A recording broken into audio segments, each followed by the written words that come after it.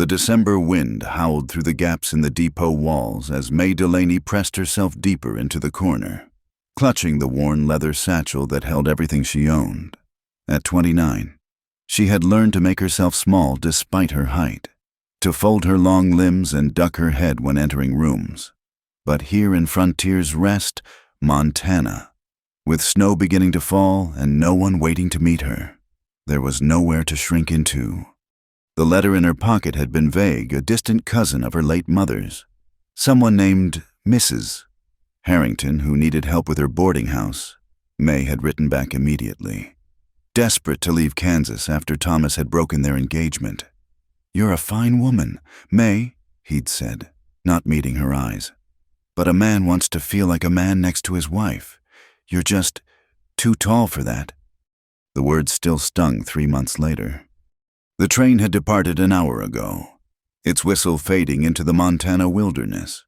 The depot master, a grizzled man with tobacco-stained teeth, had looked her up and down before shrugging.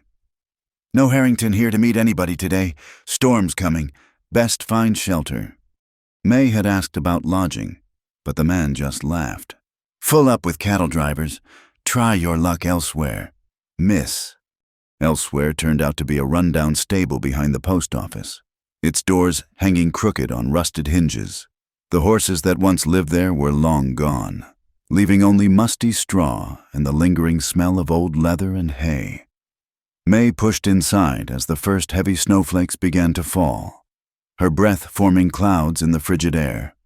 She'd slept in worse places during the journey west, at least here. The roof was mostly intact, and the walls blocked the worst of the wind. May found a relatively clean corner and spread out the thin blanket from her satchel. Her stomach growled. She'd eaten the last of her crackers that morning, but hunger was an old companion by now.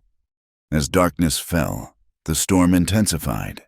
Snow filtered through cracks in the walls, and the temperature plummeted. May wrapped the blanket tighter, tucking her skirts around her feet.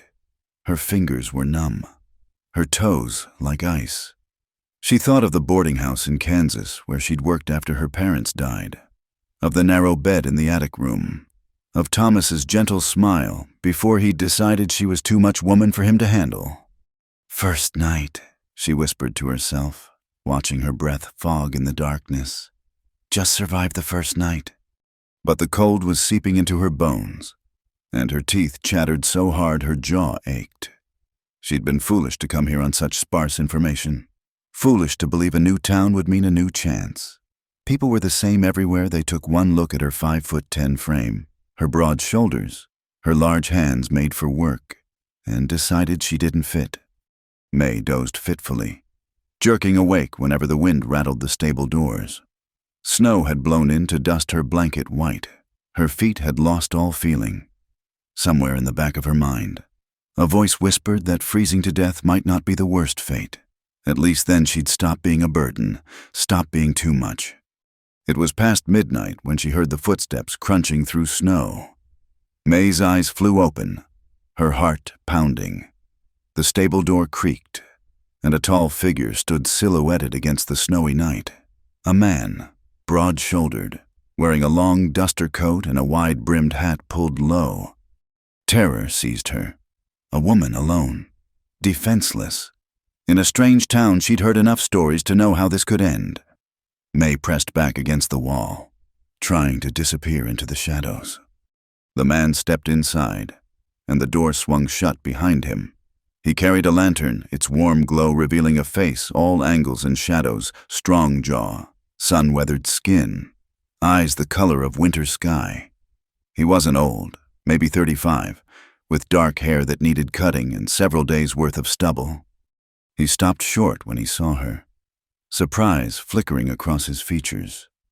For a long moment, they stared at each other. May waited for the questions, the demands, the assumptions. Her hand found the small knife in her pocket, though her frozen fingers could barely grip it. But the man just stood there, taking in the scene, the shivering woman, the thin blanket, the snow dusting everything. Something shifted in his expression, though May couldn't read what. "This is my stable," he said finally. His voice was deep, roughened by weather and probably whiskey.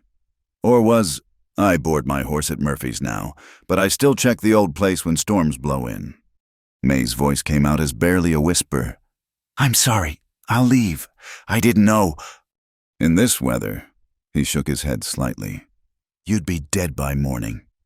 She lifted her chin, finding a spark of her old pride. That's not your concern.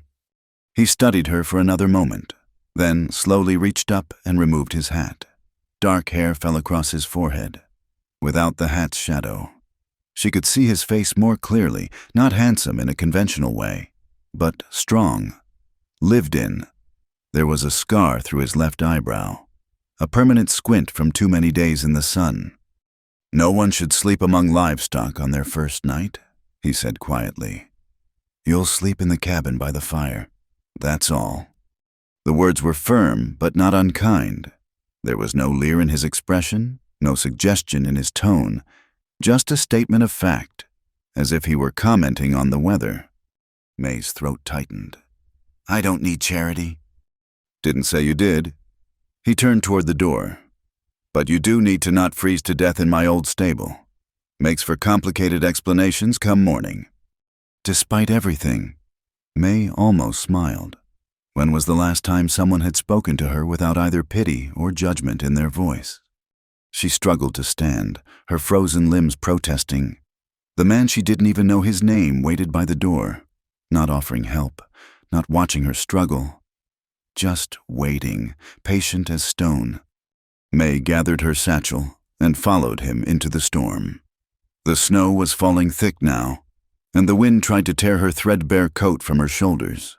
The man walked ahead, his broad back blocking the worst of it. His stride was long but unhurried, and he didn't look back to see if she kept up. The cabin appeared through the snow like something from a fairy tale, small but solid, with smoke rising from the chimney and warm light glowing in one window. May's knees nearly buckled with relief. Inside, heat hit her like a physical thing. A fire crackled in the stone hearth, and the single room smelled of wood smoke and coffee. She stood dripping by the door while the man hung his hat on a peg and shrugged out of his duster. Calder Briggs, he said, moving to add another log to the fire. Since we're sharing a roof, seems proper you know it. May Delaney. Her teeth still chattered around the words. He nodded once, then busied himself at the small stove in the corner. May looked around, taking in the sparse furnishings: one chair, one narrow bed, a table made from planks, everything worn but clean, practical. A man's space, with no softness anywhere except perhaps in the quilt on the bed, which looked hand-sewn. Sit, Calder said without turning. Won't do anyone good if you faint on my floor. May moved to the chair by the fire, her frozen skirts crackling. The heat was almost painful on her numb skin.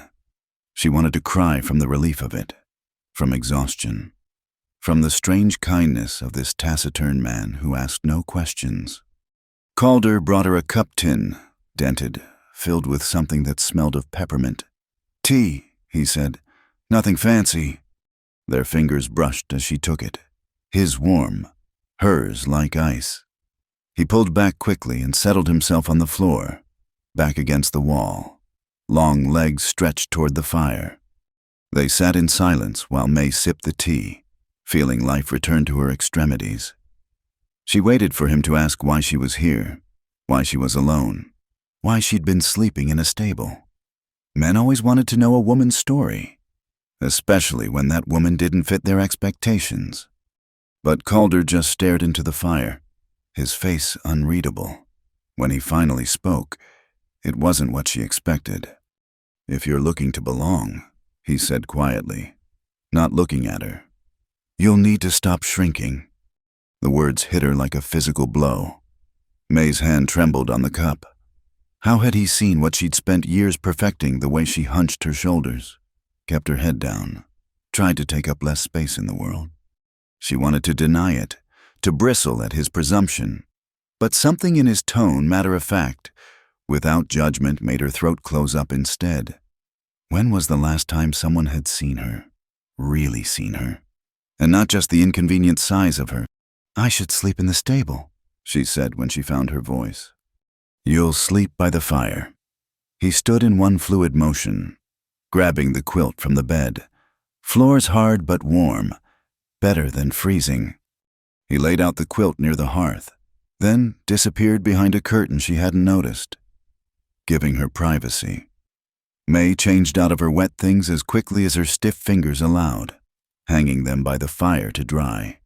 The spare dress from her satchel wasn't much warmer, but it was dry. When she called softly that she was decent, Calder emerged with a pillow and another blanket. He arranged them on the quilt without comment, then retreated to his bed fully clothed, turning his back to give her privacy. May lay down by the fire, pulling the blanket to her chin. Her body ached from cold and travel, but for the first time in months, maybe years, she felt something loosen in her chest. Not safe, exactly, but not alone. "Thank you," she whispered into the darkness. His response was so quiet she almost missed it. "Everyone deserves a first night that doesn't break them. May Delaney." She closed her eyes, feeling the tears she'd held back for so long finally slip free. But they weren't tears of sorrow or fear. They were something else, something she didn't have a name for yet. Outside, the storm raged on. But inside the little cabin, May Delaney finally stopped shrinking. May woke to the sound of a coffee pot rattling on the stove. For a moment, she didn't know where she was. The unfamiliar ceiling, the smell of wood smoke, the ache in her back from sleeping on the floor. Then memory crashed back the stable, the storm, the taciturn man who'd given her shelter. Calder Briggs stood at the stove with his back to her, moving with the easy efficiency of someone long accustomed to solitude. Morning light filtered through the frost-covered window, painting everything in shades of gray and gold. The storm had passed, leaving the world outside buried in white. May sat up slowly, wrapping the blanket around her shoulders. Her dress had dried by the fire, but wrinkles marked where she'd hung it. She'd need to press it if she found somewhere permanent to stay. "Coffee's ready," Calder said without turning. His voice was rougher in the morning, like gravel under wagon wheels. "Thank you." May stood, folding the quilt carefully. She'd learned to make herself useful quickly in new situations. "Should I?" "Sit." He brought 2 cups to the small table. "Eat first, work later." There was bread yesterday's, but still good, and a pot of beans he'd warmed. May ate slowly, savoring each bite. Across from her, Calder ate with mechanical efficiency, his eyes on his plate, in daylight. She could see the lines around his eyes, the weathering of a man who spent his days under open sky. His hands were scarred, capable, working hands. "About Mrs. Harrington," May ventured when the silence grew too heavy. "The woman who wrote to me about the boarding house position. Dead." Calder's tone was flat. 3 weeks back. Pneumonia." May's stomach dropped. "But she wrote—" "Letter must have been sent before she took ill. Her nephew sold the boarding house to pay debts. New owners brought their own people." The bread turned to ash in May's mouth. She'd spent her last money on train fare, chasing a ghost of an opportunity. "I see." Calder's eyes flicked up to her face, then away. "Town's growing. Work to be found if you're not particular." "I'm not." May straightened her spine. "I've worked kitchens, laundry, cleaned houses."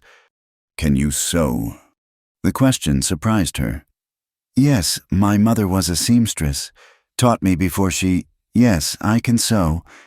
He nodded once. "Rachel Morrison needs help. Arthritis got so bad she can barely hold a needle. Been turning away work." Hope flickered in May's chest. Would she hire someone like someone new to town? "Rachel judges by the work, not the worker." Calder stood, collecting the plates. "I'll take you by after the paths are cleared." May wanted to ask more about Rachel Morrison, about the town, about why he was helping her. But Calder had already turned away, and she'd learned not to push when kindness was freely given. She helped clean up, moving around him in the small space. He didn't seem to notice her height the way most men did, no upward glances, no unconscious step back to accommodate the difference. He simply moved as if she were any other person sharing his space. By mid-morning, Calder had shoveled a path from the cabin to the main road. May had pressed her dress as best she could with a flat iron from the hearth, pinned her hair severely back, and tried to make herself presentable. Her reflection in Calder's small shaving mirror showed a pale face with shadows under gray eyes, but at least she was clean. Ready. Calder appeared in the doorway, hat pulled low, a second coat over his arm. This should fit well enough. The coat was worn wool, too big in the shoulders but blessedly warm. It smelled of leather and hay. May pulled it close, trying not to think about Charity. "I'll pay you back," she said, "for everything." Something flickered across his face. Annoyance, amusement. No debt between neighbors, Miss Delaney. The walk to town was silent, except for the crunch of snow under their boots. Calder walked beside her this time, not ahead. His stride adjusted to match hers. People were beginning to dig out from the storm, calling greetings to each other, sharing complaints about the weather. May felt the stares as they entered the main street.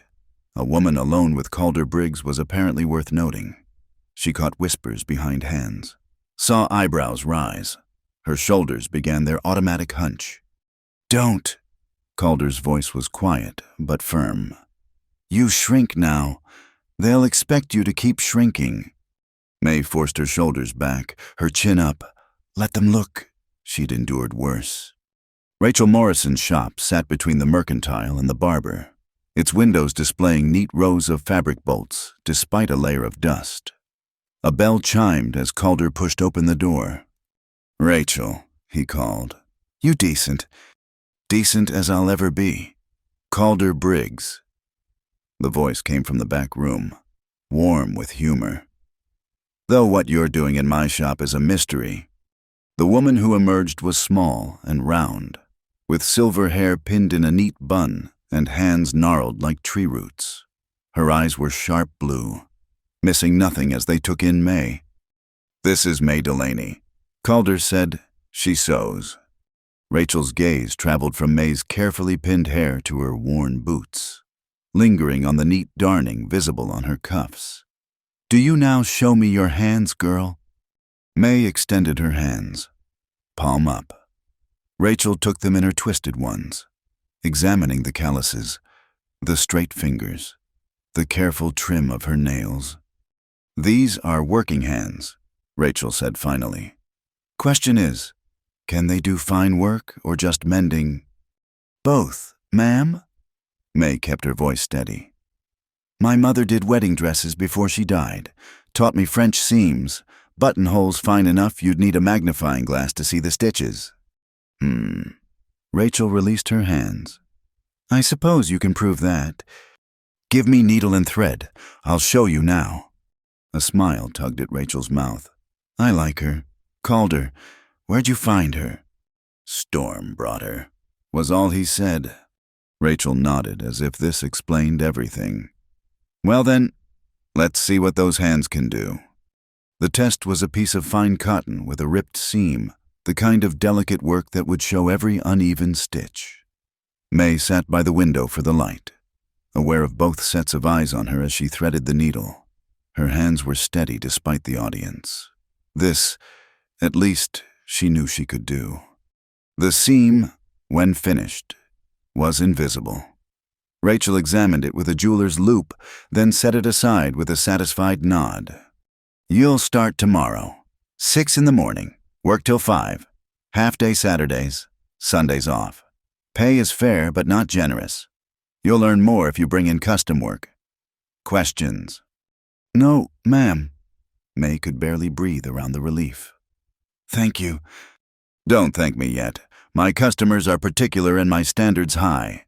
But if your work stays this quality, you'll do well enough." Business concluded. Calder touched the brim of his hat to Rachel and headed for the door. May followed, clutching her small victory close. Outside, the sun had broken through the clouds, making the snow-covered street blinding white. May blinked against the brightness, feeling oddly untethered. She had work, but nowhere to sleep tonight. "Boarding houses are full up," Calder said, as if reading her thoughts. "But Sarah Fletcher takes in women boarders sometimes. Respectable widow, fair rates." May swallowed pride like bitter medicine. "I don't have money for a deposit, not until I've worked a week or two." Calder was quiet for a moment. Then, "Cabin's got a lean-to on the back, used it for storage, but it's dry, has its own door. You could stay there till you've saved enough." May stared at him. "Why?" The question seemed to catch him off guard. He looked away, jaw tight. "Town needs seamstresses. Rachel needs help. Makes sense." "That's not what I mean." He was quiet so long May thought he wouldn't answer. Then, still not looking at her, "Maybe I know what it's like to not fit where people think you should." Before May could respond, he was walking again, leading her through town toward the Mercantile. She followed, mind spinning. What didn't fit about Calder Briggs? He seemed as much a part of this landscape as the mountains in the distance.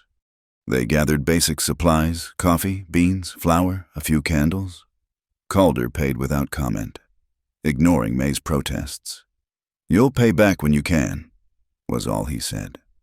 The walk back to the cabin was different. Something had shifted between them, though May couldn't name what.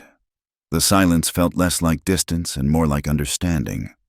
At the cabin, Calder showed her the lean-to. It was small but clean, with a narrow cot, a washstand, and hooks for clothes.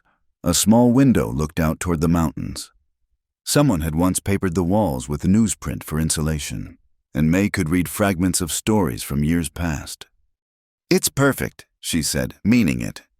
Calder nodded, already turning to go.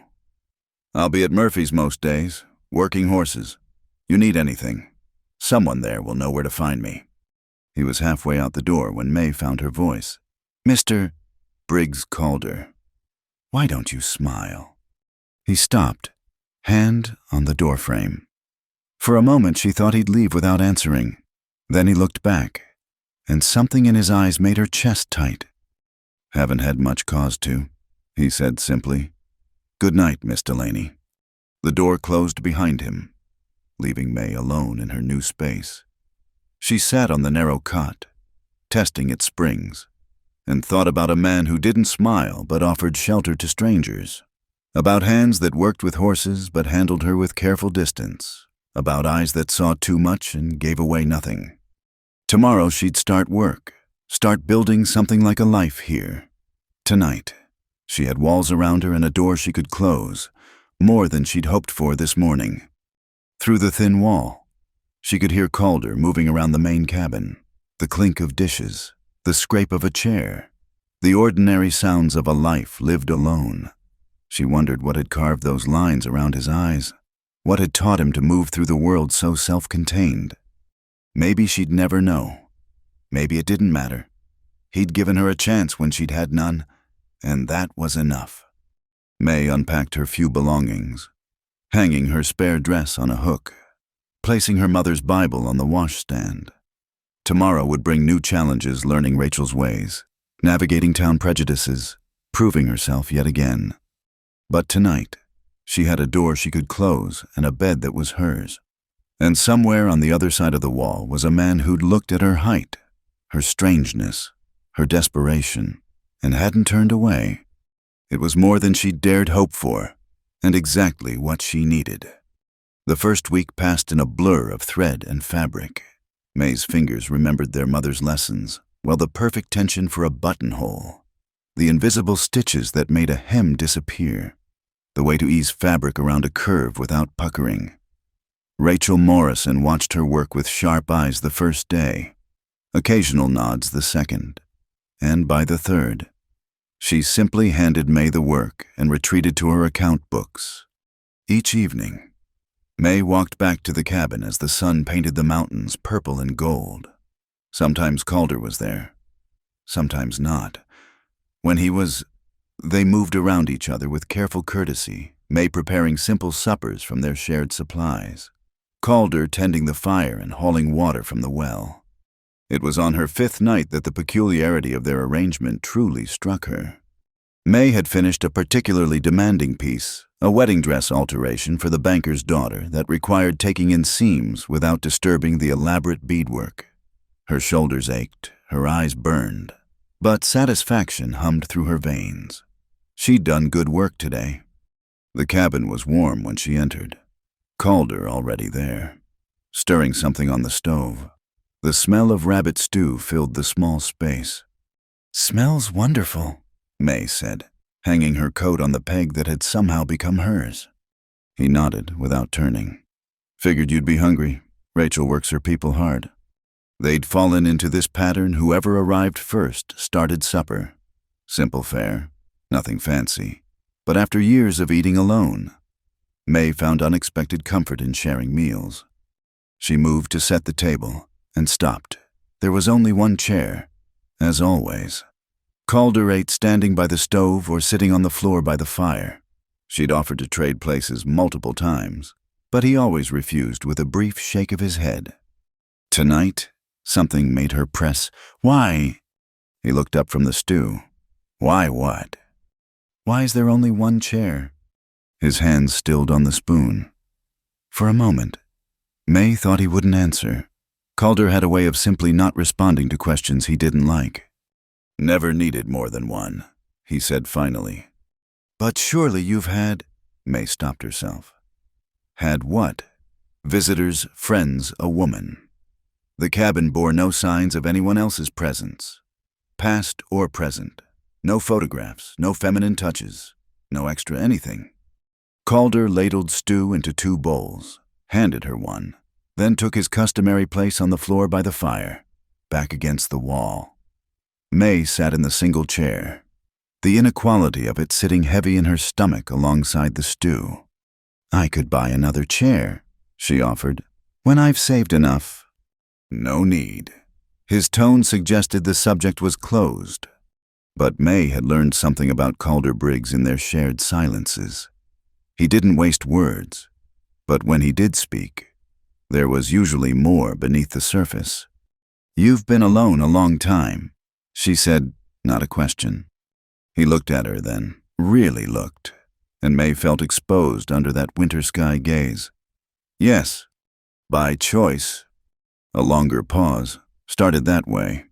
May waited, having learned that Calder's truths came slowly, like water from a deep well. "Built this place 7 years ago," he said finally, eyes on the fire. "Had plans then, someone to build it for."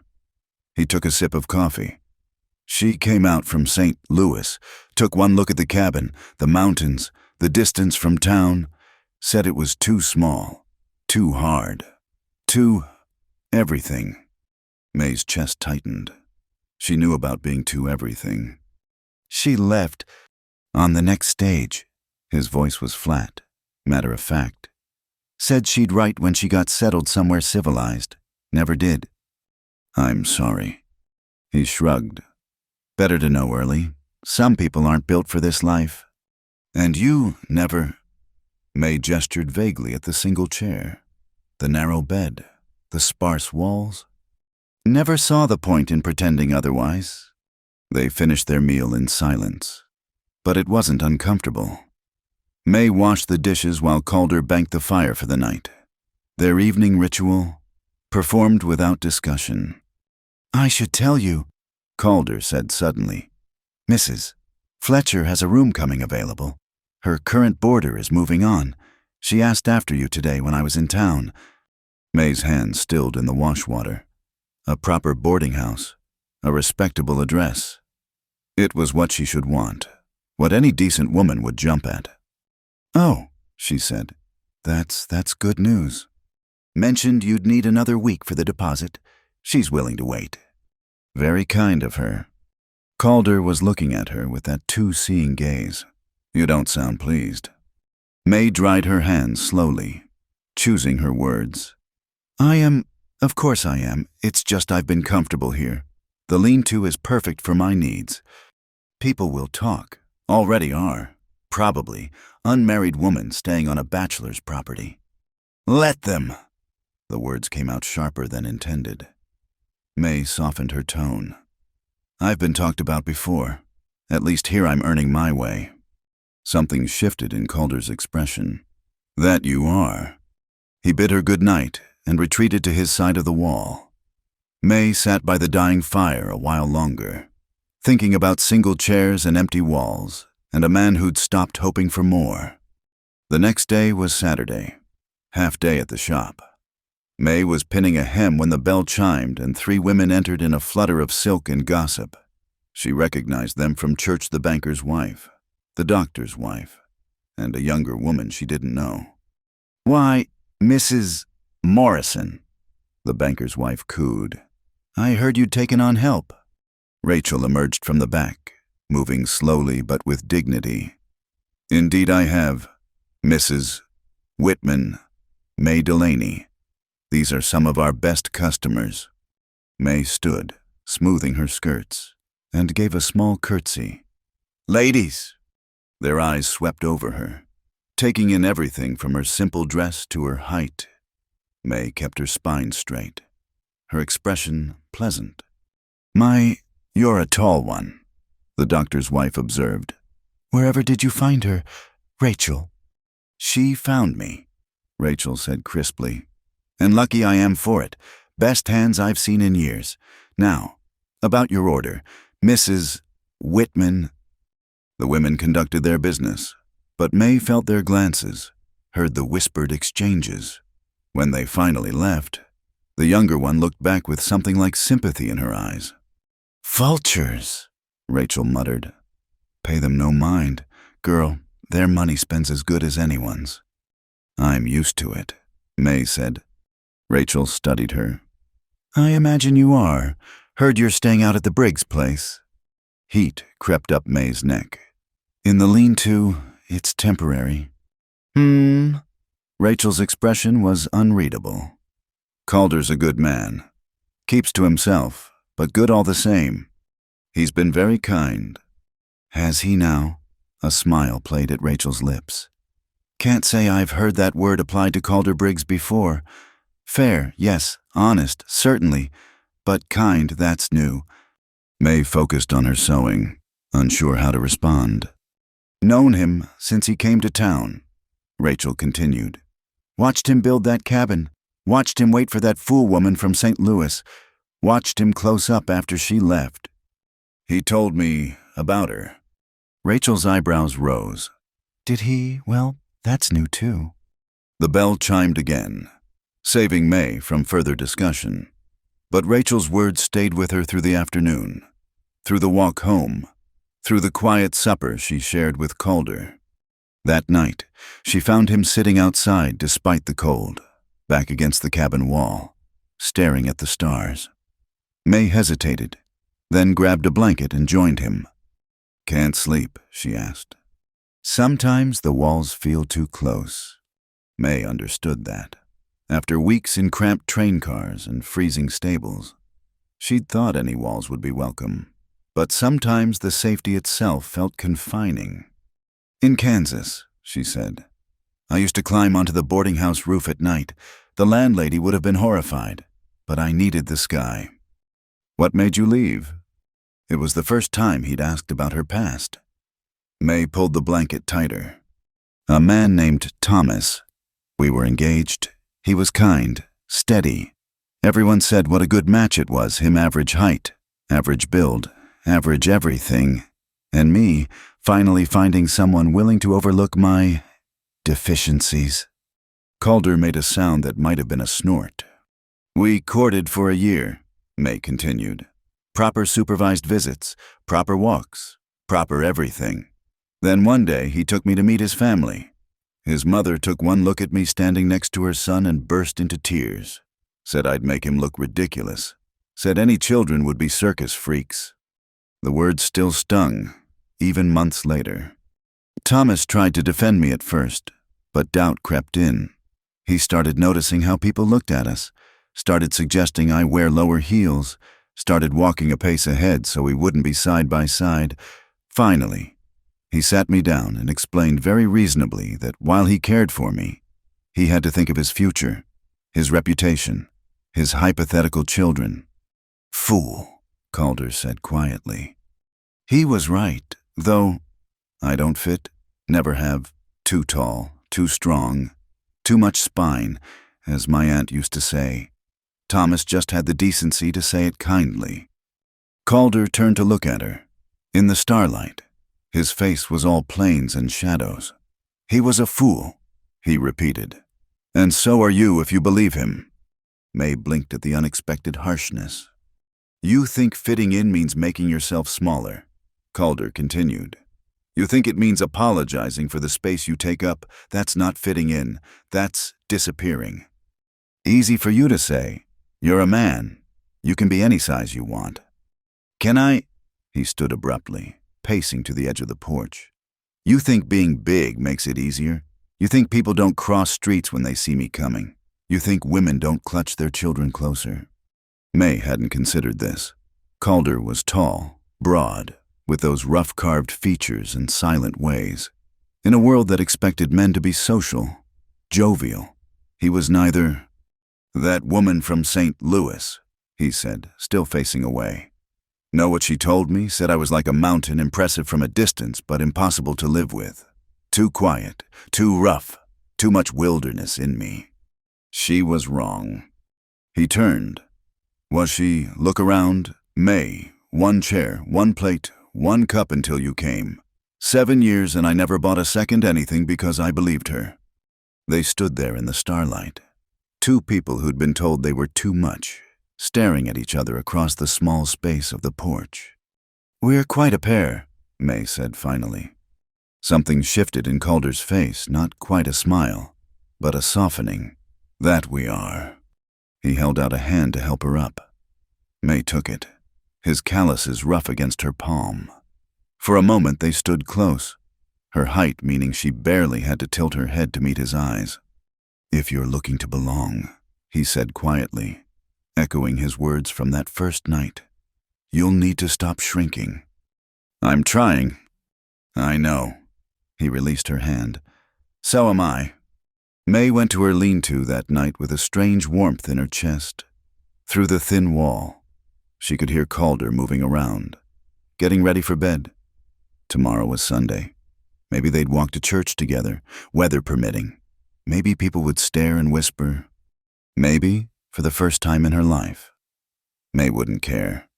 She pulled out paper and pen to write to her cousin back in Kansas, then stopped.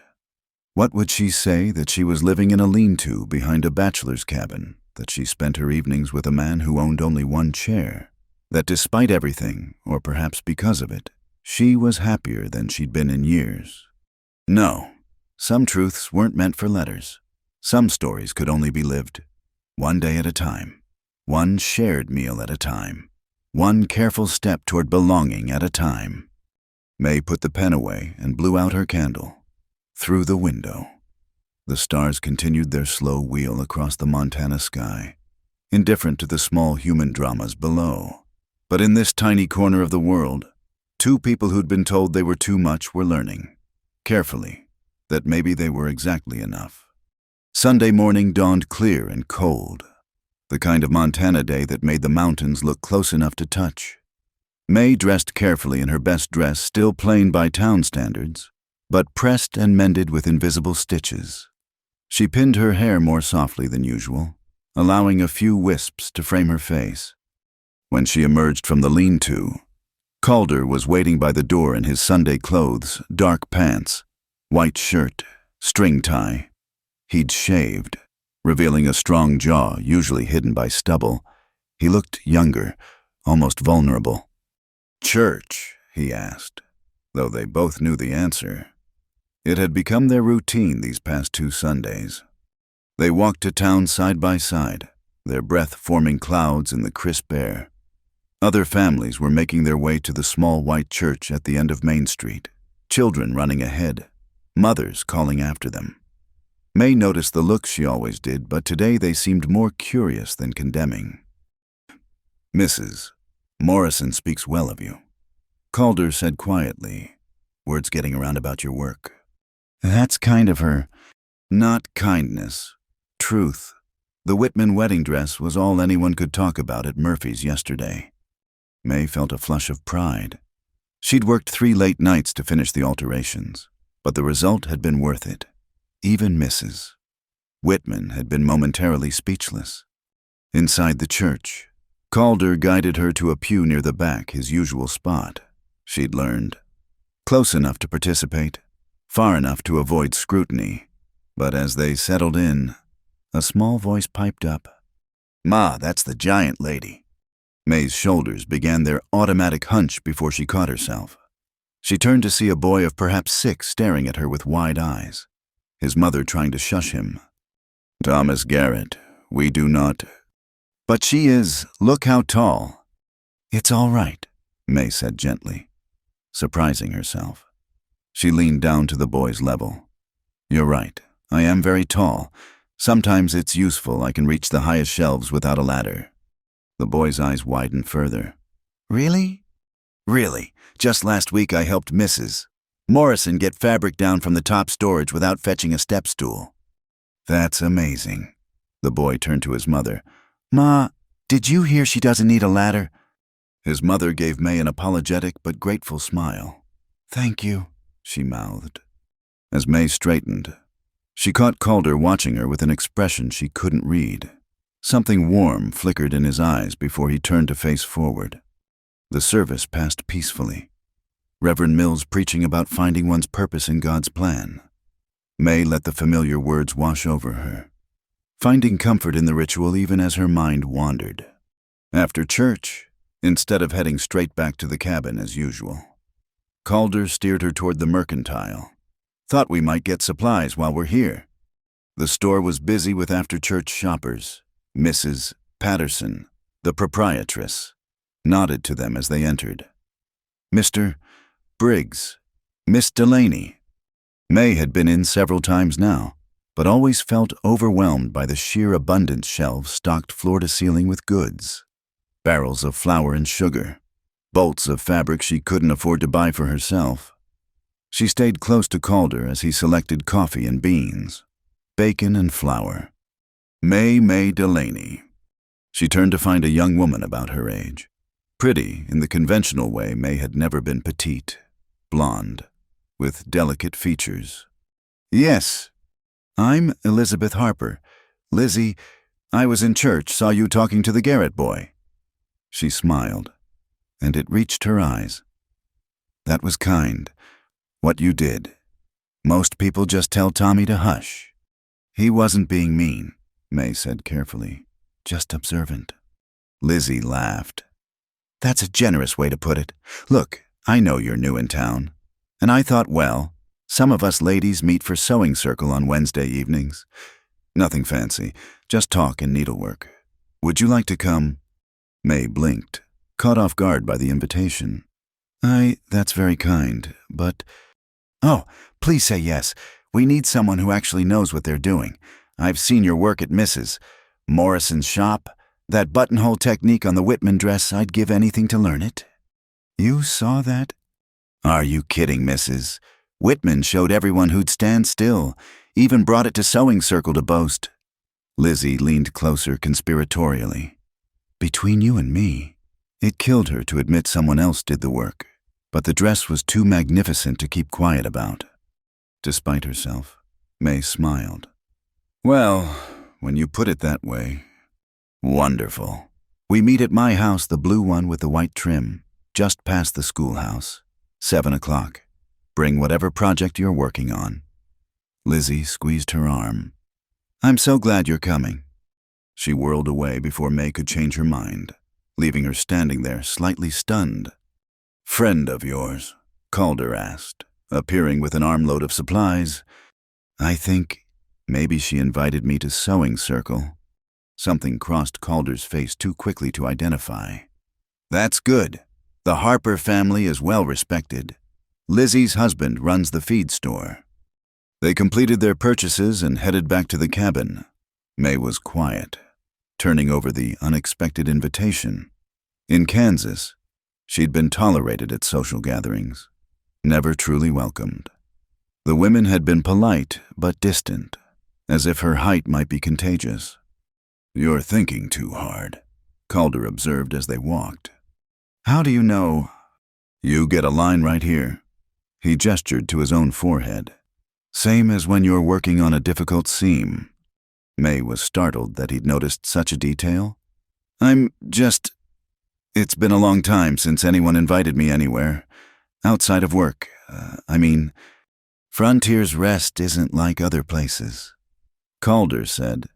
"People here are too busy surviving to care much about who fits the usual molds. Lizzie Harper came out here as a schoolteacher, married a man 10 years younger. Rachel Morrison runs a business when most think women shouldn't.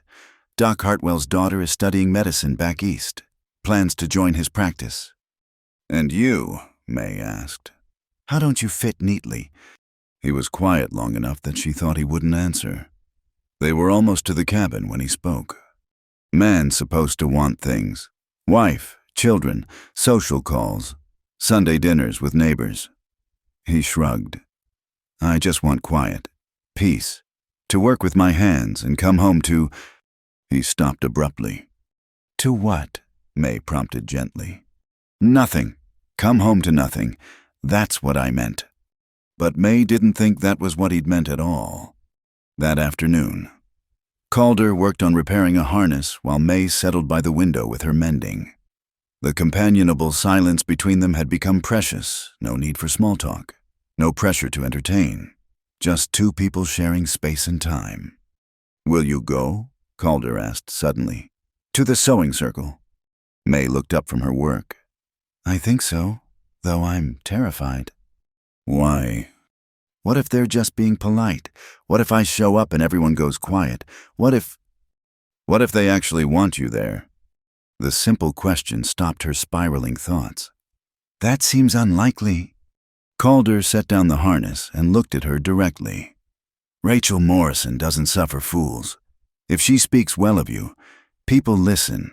Lizzie Harper doesn't do anything she doesn't mean girls honest as daylight.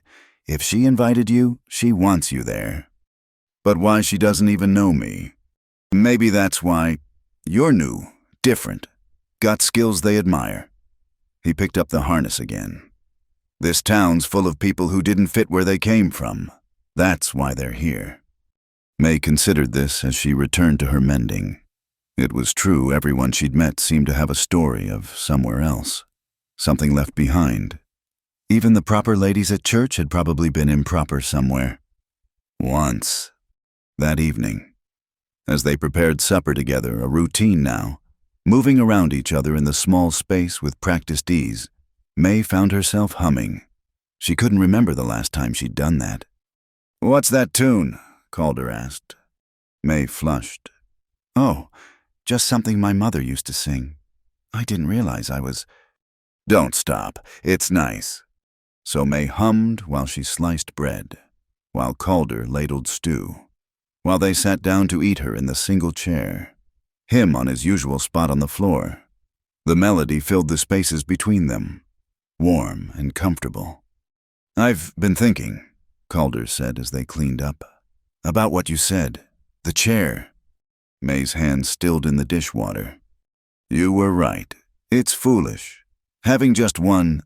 Man ought to have proper furniture, even if—" He cleared his throat. "I'll see about getting another." "You don't have to." "I want to."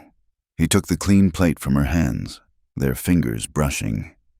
"Maybe it's time to stop living like I'm waiting for something, or like I've given up on it." May didn't know what to say to that, so she said nothing. But when Calder retreated to his side of the wall that night, she stood in her doorway for a moment, looking at the single chair by the fire. Change came slowly to people like them. She thought, people who'd been hurt, who'd been told they were wrong just by existing, but maybe that made the changes more precious when they came. She thought about Lizzie Harper's genuine smile, about Rachel's gruff approval, about a little boy who thought being tall enough to reach high shelves was amazing, about a man who noticed when she frowned and was slowly, carefully, making room for another chair in his life. Maybe Calder was right. Maybe Frontier's Rest really was different. Maybe here, not fitting neatly wasn't a flaw, but just another way of being human. May closed her door and got ready for bed, still humming her mother's song. Through the wall, she heard Calder moving around, the familiar sounds of his nighttime routine. Tomorrow would bring new challenges: work at the shop, preparations for the sewing circle, the continuing dance of two damaged people learning to trust. But tonight, she had sung in this little cabin, and no one had told her to stop. Tonight, a man was thinking about buying a second chair. Tonight, for the first time in years, May Delaney felt like she might actually be building something that could last. The moon rose over the mountains, painting the snow silver, and May fell asleep to the sound of wind in the pines and the quiet breathing of hope taking root. The blizzard came without warning on a Tuesday afternoon. May was adjusting a hem in Rachel's shop when the light suddenly dimmed, as if someone had drawn a curtain across the sun. She looked up to see snow falling so thick she couldn't see across the street. "Lord have mercy," Rachel breathed, moving to the window as quickly as her arthritis allowed. "That's a bad one coming. You'd best get home, girl." "But Mrs. Henderson's dress?" "We'll wait. That storm won't—" Rachel was already reaching for May's coat. "Calder know you're working late today?" "I told him not to wait supper for me." Rachel frowned. "He'll come looking if you're not back soon. Man's got more sense than to let you walk in this. Go on now, quickly." May bundled up and stepped outside, gasping as the wind hit her full force. The temperature had dropped 20 degrees in as many minutes. Snow drove sideways, stinging her face like tiny needles. She could barely see 3 feet ahead. The familiar path to the cabin disappeared under swirling white. May kept one hand on the buildings as she passed, counting doorways, mercantile, feed store, blacksmith. After that, she'd have to trust her sense of direction across the open ground. She'd just passed the last building when a figure loomed out of the white. Her heart leaped, then settled as she recognized the broad shoulders, the determined stride. "May!" Calder caught her arm, pulling her against him to block the wind. "Thank God. When the storm hit—" "I'm fine. Rachel sent me home. Can barely see your hand in front of your face. Here." He wrapped his arm around her shoulders, using his body as a windbreak. "Stay close." They fought through the storm together. May tucked against Calder's side. She'd never been this close to him, close enough to feel the solid strength of him, smell the leather and pine smoke that clung to his clothes. His arm around her was protective, not possessive, guiding her through the white blindness with sure steps. By the time they reached the cabin, May couldn't feel her feet.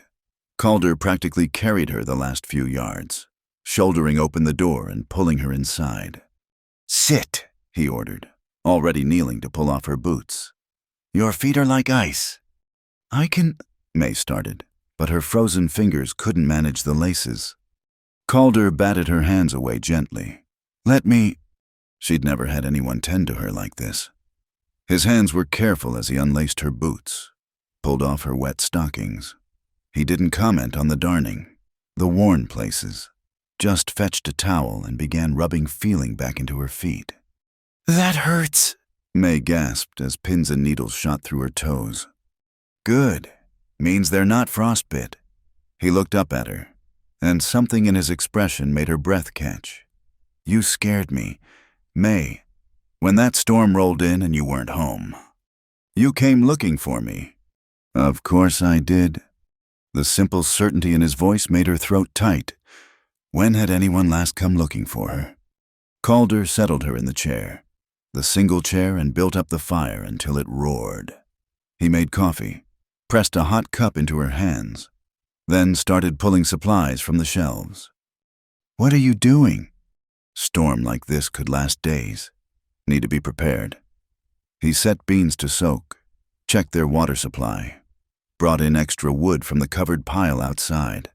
All the while, the storm howled louder, rattling the windows. May sipped her coffee and watched him work. There was something deeply comforting about his competence, the way he moved through preparations without panic or fuss. This was a man who'd weathered storms before. "Will the lean-to hold?" she asked, thinking of her few possessions. "Built it same as the cabin. It'll hold." He paused in his work. "But you're not sleeping there tonight." Heat crept up May's neck. "Calder." "Storm's too bad. Temperatures dropping fast. That lean-to's not meant for blizzard weather." His tone was matter-of-fact, but May saw the tension in his shoulders. "You'll take the bed.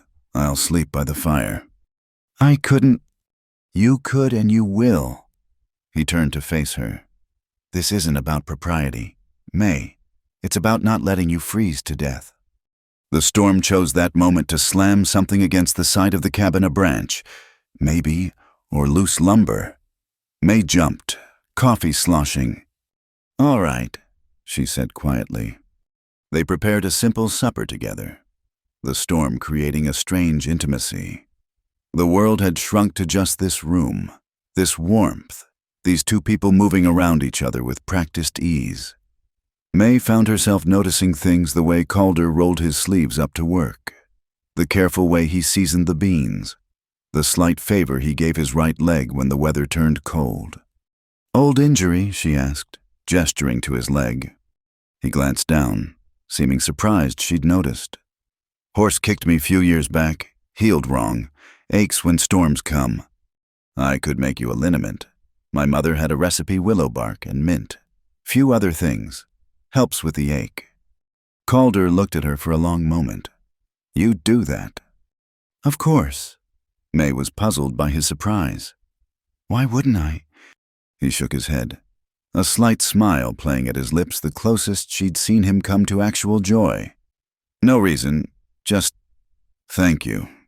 They ate by the fire, May in the chair, Calder on the floor, close enough that their knees almost touched. The storm had become a living thing outside, howling and clawing at the cabin, but inside was warm and safe. "Tell me about your mother," Calder said suddenly. "You mention her sometimes." May set down her bowl. "Surprised?" Calder rarely asked personal questions. "She was wonderful. Small, barely 5 feet, but fierce. Came over from Ireland as a girl. Worked in factories until she met my father. He must have been tall. 6'4". They made quite a pair." May smiled at the memory. "People used to stare, but they never seemed to notice. They just fit." "How?" The question was soft, almost vulnerable. May considered her words carefully. "They saw each other. I think not the height or the differences, just each other." She paused. "My father used to say that Mother was the only person who made him feel the right size." Calder was quiet, staring into the fire. "And did you feel the right size?" "With them, yes, after they died." May shrugged. "The world has strong opinions about how much space a woman should take up. The world's often wrong."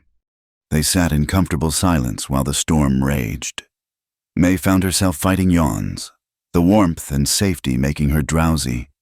"Bed," Calder said, noticing, "You're dead on your feet." May wanted to protest, but exhaustion won. She retreated behind the curtain to change into her nightgown, acutely aware of Calder's presence just beyond the thin fabric. When she emerged, he'd laid out blankets by the fire for himself. "Take extra quilts if you get cold," he said, not looking at her. "Going to be a long night." May climbed into his bed, and it was his bed, smelling of pine and leather, and him pulling the covers to her chin. Through a gap in the curtain, she could see Calder settling by the fire, his large frame folding onto the hard floor without complaint.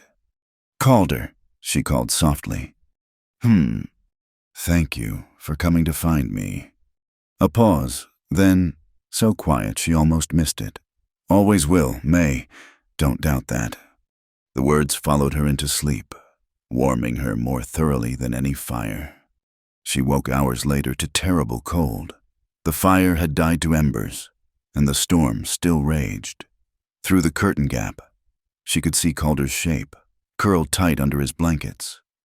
Without thinking, May slipped out of bed, grabbed the extra quilt, and padded to the main room. Calder was shivering, trying to hide it even in sleep. His lips had a bluish tinge that sent alarm through her. "Calder," she shook his shoulder. "Calder, wake up." His eyes opened slowly, unfocused. "May, what's wrong?" "You're freezing. Get up." "I'm fine." "You're not." She tugged at his arm. "Come on, this is foolish." "May, I can't." "Can't what, share warmth when we're both freezing? Can't be practical when there's a blizzard trying to kill us both." Fear sharpened her voice. "I won't wake up tomorrow to find you frozen to death on your own floor because of some notion of propriety." He stared at her, something shifting in his expression. Then, moving stiffly, he let her pull him to his feet. "Just sleeping," May said firmly. "Just staying warm." She climbed into bed first, scooting to the far edge. Calder hesitated at the curtain, every line of his body tense. "Please," May whispered. He came then, sliding under the covers with careful distance between them. But the bed was narrow, and they were both tall. Their bodies found each other despite their caution, his warmth seeping into her cold places, her softness easing his shivers. "This changes nothing," Calder said to the darkness. "I know." But they both knew it was a lie. Everything had changed the moment he'd loomed out of the storm to find her. Maybe even before that, maybe it had changed that first night when he'd found her in the stable and hadn't looked away. "Your mother's recipe," Calder said suddenly. "The liniment. Did it work for your father?" "Every time." May felt him relaxing by degrees. She'd rub it on his hands. He got arthritis young from the factory work. Said it was the only thing that helped. They sound happy. They were, even when times were hard. Even when people stared, they had each other. Calder's hand found hers under the covers. Just a touch, fingers barely interlacing. "May." "Yes." "I'm glad you're here, not just tonight. Here." May squeezed his fingers gently. "So am I." The storm howled on. But inside the little cabin, two people who'd spent years being too much and not enough finally found exactly the right amount of space between them, which was no space at all. When morning came, bringing weak sunlight and drifts up to the windows, they'd face the world again. There would be paths to clear and proprieties to observe and decisions to make about chairs and futures and the dangerous warmth growing between them.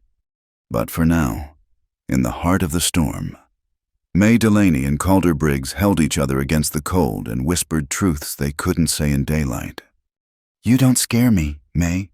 Calder breathed against her hair, so soft she almost missed it. "You steady me."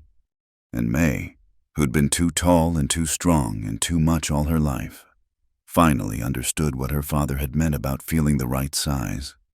The storm passed, leaving Frontier's Rest buried under 3 feet of snow and a peculiar tension in the Briggs cabin.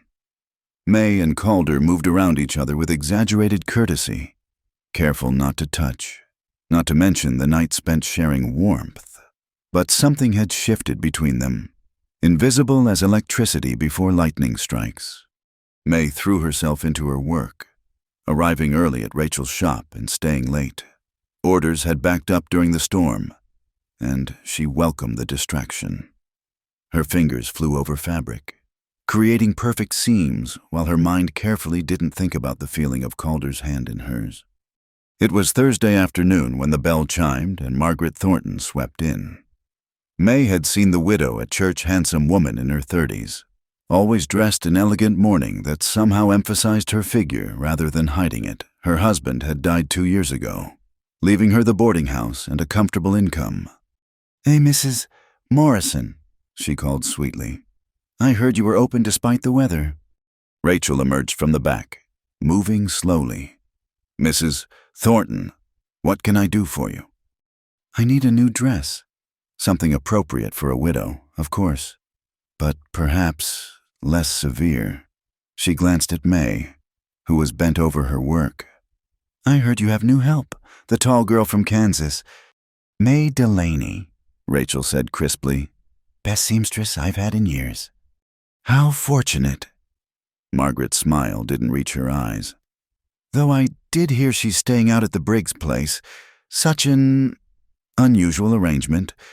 May's needle slipped, pricking her finger. She kept her head down, but her ears burned. Nothing unusual about it, Rachel said. Girl needed a place. Calder had empty space to rent. More Christian charity than I see from most folks. Of course. Margaret moved closer to May's work table. Still, people do talk. A young woman, even one so sturdy, should be careful of her reputation. May looked up then, meeting Margaret's gaze steadily. I appreciate your concern, Mrs. Thornton. Oh, I'm concerned for both of you, dear. Calder's been alone so long since that unfortunate business with the St. Louis woman.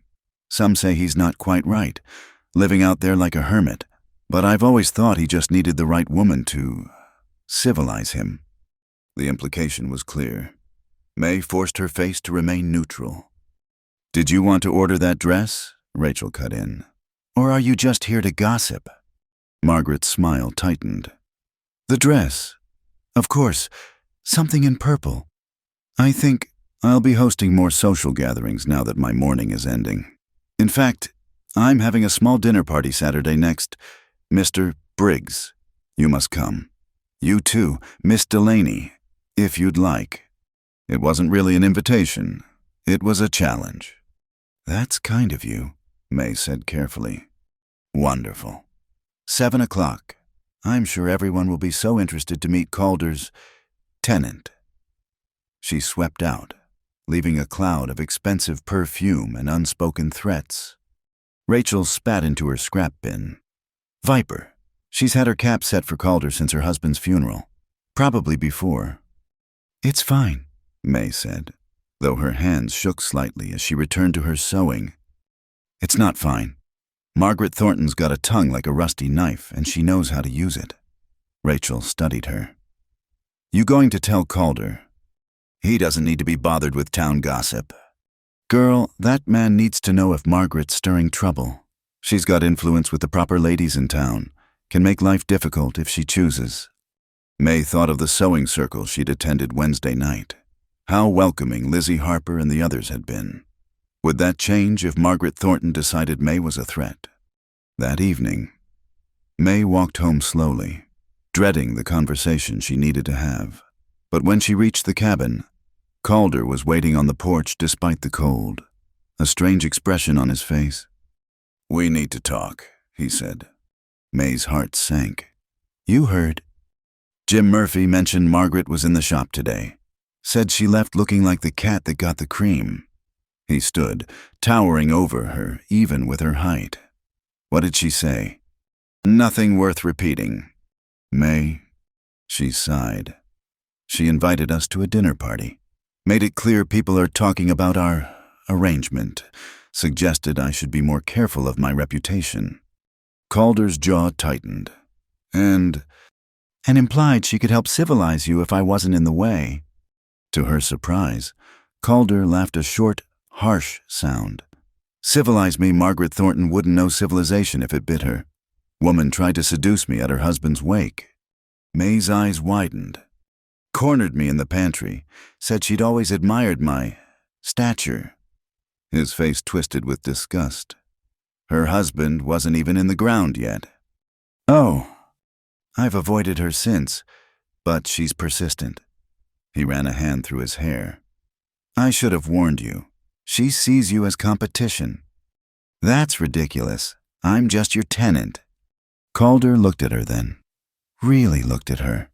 And May felt heat creep up her neck, because they both knew she wasn't just his tenant. Not after the storm. Not after the quiet confessions in the dark. You don't have to go to her party, he said quietly. Neither do you. If we don't, she'll make sure everyone knows why. Make it seem like we have something to hide. May squared her shoulders. Then we go. Face it head on. You sure? I've been stared at my whole life. Calder, at least this time I'll have good food while they do it. That surprised another laugh from him. This one warmer. You're something else. May Delaney. Is that good or bad? Good.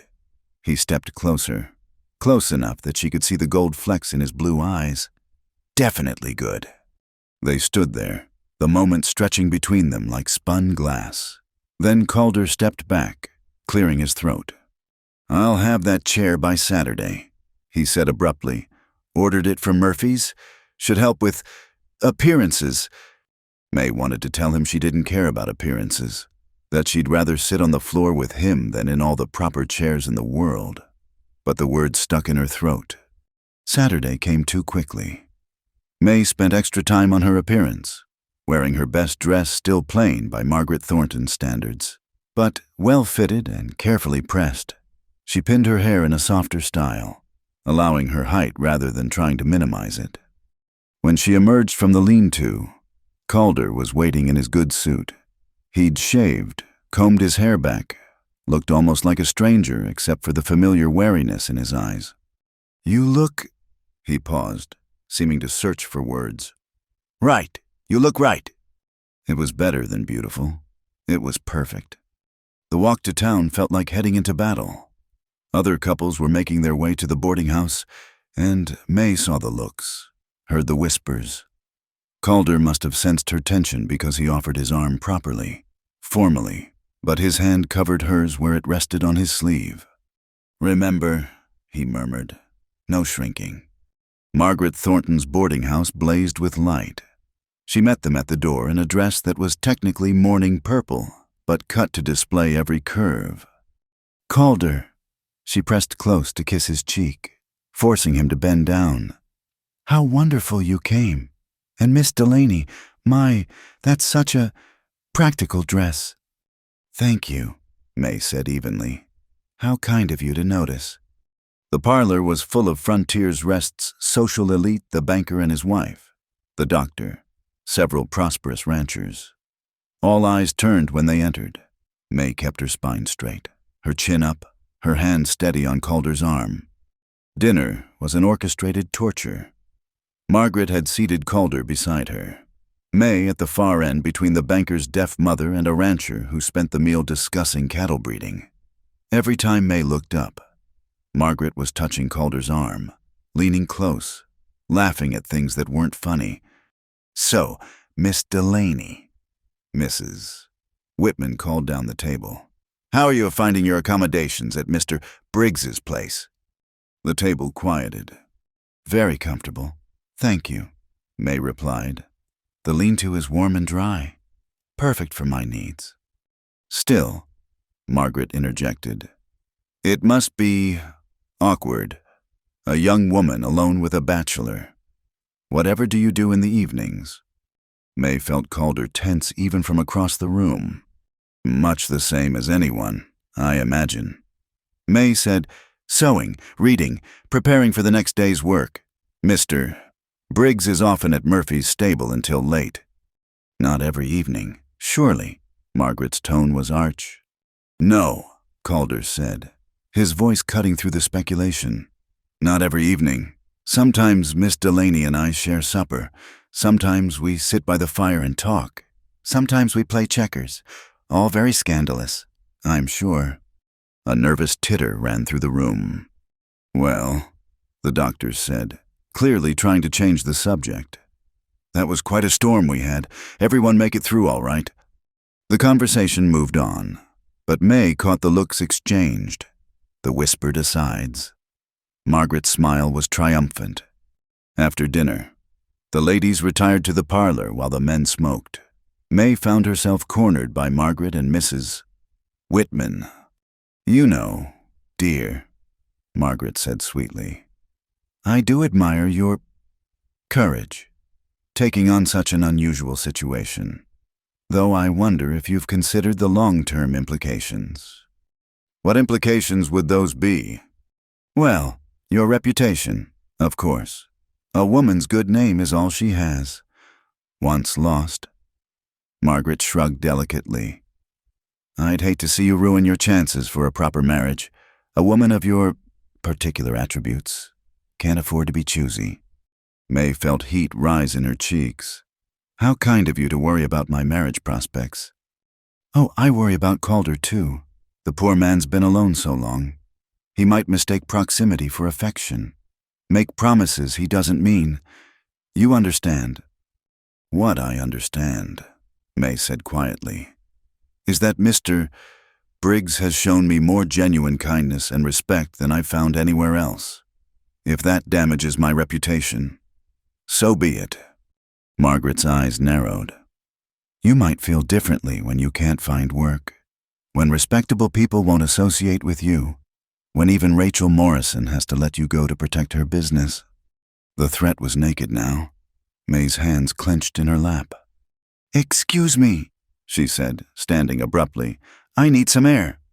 She fled to the porch, gulping in cold night air. Her hands shook with anger and, yes, fear.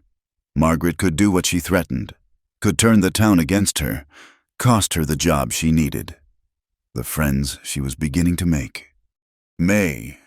She turned to find Calder behind her, concern etched on his face. I'm fine, she said automatically. No, you're not. He came closer, his bulk blocking the light from the windows. What did she say? May told him, watching his face darken with each word. I'll find you other lodgings, he said when she finished. Tomorrow, Mrs. Fletcher or... No. May, be practical. If Margaret's threatening your livelihood, then moving won't help. She'll just find another reason to come after me. May looked up at him. She wants you, Calder. I'm in the way. Moving across town won't change that. I don't want her. The words came out fierce. Never have. Never will. I know. May touched his arm lightly. But she has influence. She could... To hell with her influence. Calder caught her hand. Held it. To hell with all of them. You think I care what Margaret Thornton thinks? What any of them think?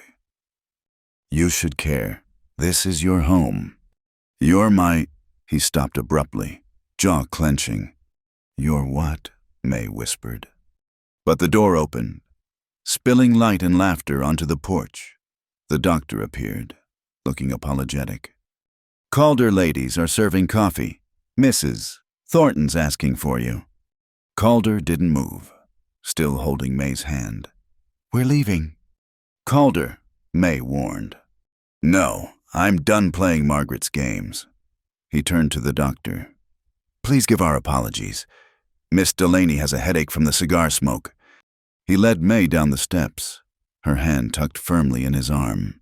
Behind them, May could hear the flutter of excitement their departure would cause. By tomorrow, everyone would know they'd left together. Abruptly, obviously upset. You've made it worse, May said as they walked. Good. Let them talk. Let them see I choose you. The words hung between them in the cold night air. Choose you. Present tense, ongoing, a declaration and a promise. They walked in silence until the lights of town fell behind them. Then Calder stopped, turned to face her. I ordered 2 chairs, he said abruptly. Not 1, 2. Had Murphy make them matching, because when I think of evenings now, I don't think of 1 person by the fire. I think of 2. May's throat tightened. Calder. You steady me, May. Make me want things I thought I was done wanting. Make me remember why I built that cabin in the first place. He cupped her face gently, his hands warm against her cold cheeks. Not for someone to civilize me, for someone to share the quiet with. Someone who fits. I don't fit anywhere, May whispered. You fit with me. Simple words, simply said, but they changed everything. Margaret will make our lives difficult, May warned. Let her try.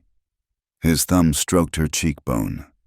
I've been living carefully for 7 years. May, keeping to myself, not causing ripples, but you make me want to stop being careful. That's dangerous thinking. Maybe it's time for a little danger. He kissed her then, there on the dark road with snow crunching under their feet and stars wheeling overhead. Kissed her like he'd been waiting to do it since that first night in the stable. May kissed him back, all her careful control dissolving. When they finally drew apart, both breathing hard, Calder rested his forehead against hers. "Come home," he said softly. "Both chairs should be there by now. We'll sit by the fire and let Margaret Thornton choke on her own poison.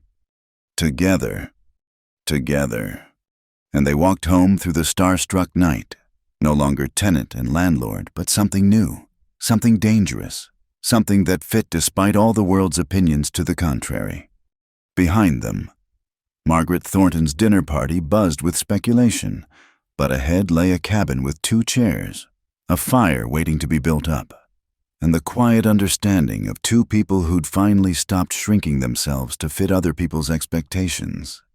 The widow could threaten all she wanted, but some things, once chosen, couldn't be unchosen. And Calder Briggs had chosen May Delaney, tall and strong and perfect exactly as she was. The consequences came swiftly. Monday morning, May arrived at the shop to find Rachel waiting with a grim expression. "Had 3 cancellations already," the older woman said without preamble. Mrs. Whitman, Mrs. Davis, and the minister's wife all suddenly decided they don't need their alterations after all. May's stomach dropped. "I'm sorry. This is my fault." "Stop right there." Rachel's voice was sharp.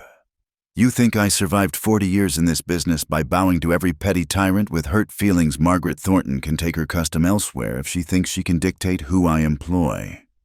But your business will survive, always has." Rachel studied her shrewdly. "Question is, will you? This is just the beginning. Girl, Margaret's got a long reach and a longer memory." May thought of Saturday night, of Calder's kiss on the snowy road, of 2 matching chairs waiting by the fire. "I'll survive." "Good. Now get to work. We've still got honest folks who need their clothes mended." But as the day wore on, it became clear Margaret's campaign had begun in earnest. Women who usually chatted with May avoided her eyes. At the Mercantile, conversation stopped when she entered. Even Lizzie Harper looked uncomfortable when they passed on the street, offering only a quick smile before hurrying on. By Wednesday, May was beginning to feel the full weight of social exile. The sewing circle meeting came and went without invitation. Orders at the shop had slowed to a trickle. Rachel insisted on paying her full wages, but May knew it couldn't last. She was walking home, shoulders beginning their familiar hunch, when she heard her name called. Jim Murphy, the stable owner, was waving from the smithy. "Miss Delaney, got a moment?" May approached warily. Murphy had always been friendly, but Margaret's influence was spreading like ink in water. "Wanted to talk to you about Briggs," Murphy said, glancing around. "Man's been like a bear with a sore tooth all week. Snapped at 3 customers. Nearly got in a fist fight with Tom Harrison." "I don't see how that concerns me." Murphy snorted. "Don't play dumb.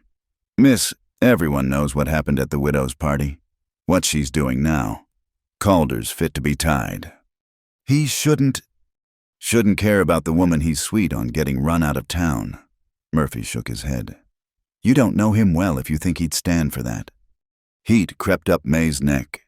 He's not. "Miss Delaney? I've known Calder since he came here. Seen him after that St. Louis woman left. Man built walls so high and thick, thought nothing would get through again. Then you show up." Murphy grinned. "First time in 7 years I've seen him look alive." "Mr. Murphy, Jim, and I'm not the only one who's noticed. Oh, Margaret's got her followers. Sure, but plenty of us remember what she was like when her husband was alive. How she treated him, how she acted at the funeral." His face darkened. "Some things don't sit right with decent folk." "Then why don't they say something?" "Because Margaret's smart. Never does anything outright, just whispers and suggestions, and suddenly you're not welcome anywhere." Jim spat in the dust. "But Calder's got friends too, people who respect what he's built here, what kind of man he is." May felt a flutter of hope. "What are you saying?" "I'm saying don't give up yet. And maybe tell Calder to stop trying to fight everyone who looks at you sideways. Man's no good to anyone if he gets himself thrown in jail. May hurried home, finding Calder already there, pacing the cabin like a caged animal. His knuckles were scraped, his jaw tight with suppressed fury. "You're home," he said, stopping mid-pace. "Good. We need to talk. Jim Murphy already talked to me. Calder, you can't fight the whole town. Watch me." The words were flat, dangerous. Tom Harrison said. He cut himself off, jaw clenching. "What did he say?" "Doesn't matter." "It does if you were ready to fight him over it." Calder turned away, hands fisted. "He suggested that the only reason you'd stay here was if I was paying you for more than sewing." May felt the words like a physical blow. "Oh." I may have introduced his face to the wall of the stable. "Calder. He's lucky that's all I did." He turned back, eyes blazing. "They have no right, May, no right to speak about you that way. They'll say worse if you keep defending me with your fists. Then I'll—" "You'll what, fight everyone? Get yourself hurt or arrested. Leave me here alone to face them." Her voice cracked on the last word. The fight went out of him all at once. "May, no, I wouldn't. I'm not leaving you."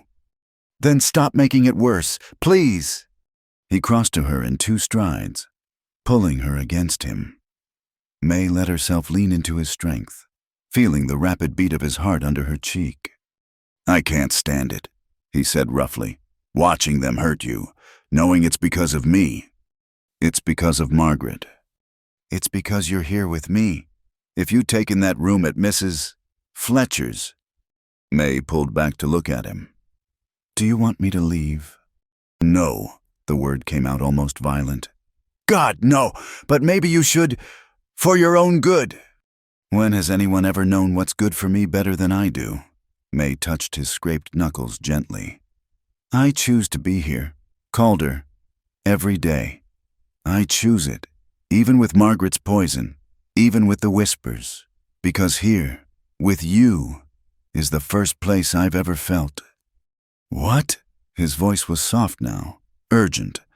"Right-sized," she admitted, "like I fit." He made a sound that might have been a laugh or a sob, burying his face in her hair. "You're stronger than I am." "No, just more used to being on the outside looking in." She pulled back again. "But we need to be smarter about this. Fighting won't help. We need to show them we won't be driven apart or driven out." "How?" May thought of Jim Murphy's words, of Rachel's defiance. "By living our lives, going to church, running errands, being visible, let them see we're not ashamed. Together. Together. And Calder, maybe try not to punch anyone else." That surprised a real laugh from him. "I'll try. No promises if they insult you again." "My hero," May said dryly, but she was smiling. That night, they sat in their matching chairs, beautiful pieces of craftsmanship. Murphy had outdone himself and made plans. They would face Sunday service together, would walk through town with heads high, would give Margaret nothing to whisper about except their refusal to be cowed. "She'll escalate," Calder warned. "Margaret doesn't like losing." "Neither do I." May looked at him across the small space between their chairs. "I've been shrinking my whole life. Calder, making myself smaller, quieter, less, trying to fit into spaces that were never made for me. And now I think maybe the problem wasn't me. Maybe the spaces were just wrong." He reached across, taking her hand. "No shrinking." "No shrinking," she agreed. Thursday brought a surprise. May was working alone in the shop. Rachel had gone to visit her sister when the bell chimed. She looked up expecting another cancellation, but instead found Doc Hartwell's daughter, Elizabeth, the one studying medicine back east. "Miss Delaney, I'm home for a visit and I heard a lot of things." The young woman was small and neat, with intelligent eyes behind wire spectacles. "I wanted to meet you. "Oh." May kept her tone neutral. "Yes, you see, I know something about not fitting expectations. Elizabeth smiled wryly. A woman wanting to be a doctor doesn't sit well with most folks, even here. I imagine not. The thing is, Miss Delaney, Margaret Thornton tried the same thing with me 2 years ago, when I announced my intentions to study medicine. Suddenly I wasn't welcome anywhere. People whispered about unnatural women, about what kind of example I was setting. Elizabeth's smile turned sharp. But I had advantages, my father's position, for one, and friends who refused to be bullied. Why are you telling me this? Because Margaret only has power if people give it to her, and because— Elizabeth glanced around, then leaned closer. Because several of us have been talking. Rachel Morrison, Jim Murphy, Lizzie Harper when her husband's not listening, even Mrs. Patterson at the Mercantile. Though she has to be careful. We're tired of Margaret deciding who belongs and who doesn't. Hope bloomed in May's chest. What are you saying?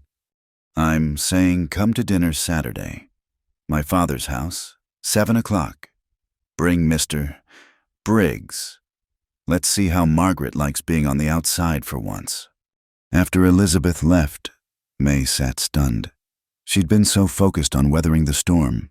She hadn't considered others might stand with them, that Margaret might have made enemies of her own. When she told Calder that evening, his expression went through several changes before settling on cautious hope. Could be a trap, he said. Could be, but Elizabeth Hartwell doesn't seem the type for games. No, he agreed. Doc raised her honest. Still, we should be careful. But May could see the relief in his eyes.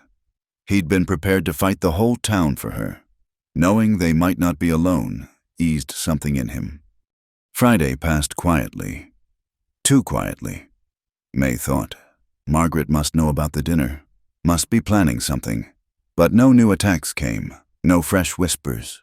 Even the shop saw a few customers, not many, but enough to show not everyone had abandoned them. Saturday evening. May dressed carefully. The same good dress. But she added her mother's small pearl earrings, the only jewelry she owned. Calder wore his suit, looking uncomfortable but determined. Ready? He asked. May took his offered arm. Ready. The Hartwell house was one of the finest in town, befitting the doctor's status. But the gathering inside was surprisingly small, perhaps a dozen people. May recognized some faces. Rachel, Jim Murphy, Elizabeth, Lizzie Harper. Others were strangers, but they smiled as she entered. Miss Delaney, Mr. Briggs. Doc Hartwell greeted them warmly. So glad you could come. The evening was everything Margaret's party hadn't been. Conversation flowed naturally. No barbed comments or loaded questions. May found herself discussing the latest medical texts with Elizabeth, while Calder and Jim Murphy debated horse breeding with the passion of true enthusiasts. This is nice, Lizzie Harper said, appearing at May's elbow during a quiet moment. I'm sorry about the sewing circle. I wanted to invite you, but Harold, my husband, he worries about his business. I understand. No, it's not right. Lizzie's usually cheerful face was serious. I've been thinking about what Elizabeth said, about giving Margaret power. Maybe it's time some of us took it back. After dinner, Doc Hartwell raised his glass. A toast, he said, to new friends and old, to those who build up rather than tear down, and to having the courage to stand against small minds and smaller hearts. Here, here, several voices chorused. May felt tears prick her eyes. Beside her, Calder's hand found hers under the table. Thank you, she whispered. This isn't charity, Elizabeth said firmly. This is people choosing sides, and we choose the side that judges folks by their character, not by whether they fit someone else's narrow ideas.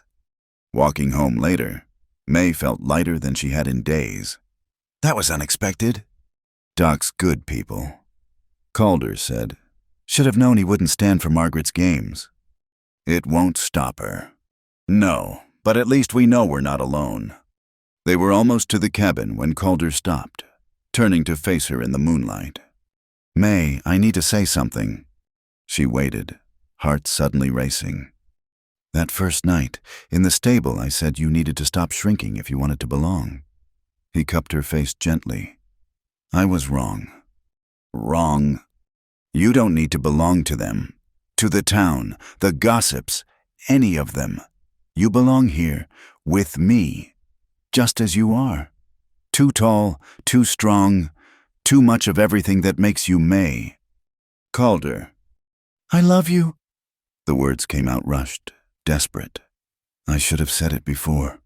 Should have said it that night in the storm when you wouldn't let me freeze. Should have said it every day since, but I was scared. Scared of wanting again. Scared of being left again. May's throat was too tight for words. She answered the only way she could by pulling him down and kissing him thoroughly, there in the moonlight with the cabin waiting warm behind them. When they broke apart, both breathless, she found her voice. I love you too. Have since you gave me tea that first night and told me to stop shrinking. May Delaney, he said wonderingly. What did I do to deserve you? You saw me, she said simply, not the too tall spinster everyone else saw, just me. Just you is everything, he said, and kissed her again. Inside the cabin, they sat in their matching chairs, close enough that their knees touched. The fire crackled, casting dancing shadows on the walls. Outside, the winter night was cold and full of stars. What happens now? May asked. Now we live our lives, together. Let Margaret whisper. Let the town talk. We've got friends, work, this cabin, each other. He smiled, the expression transforming his usually serious face. What more do we need?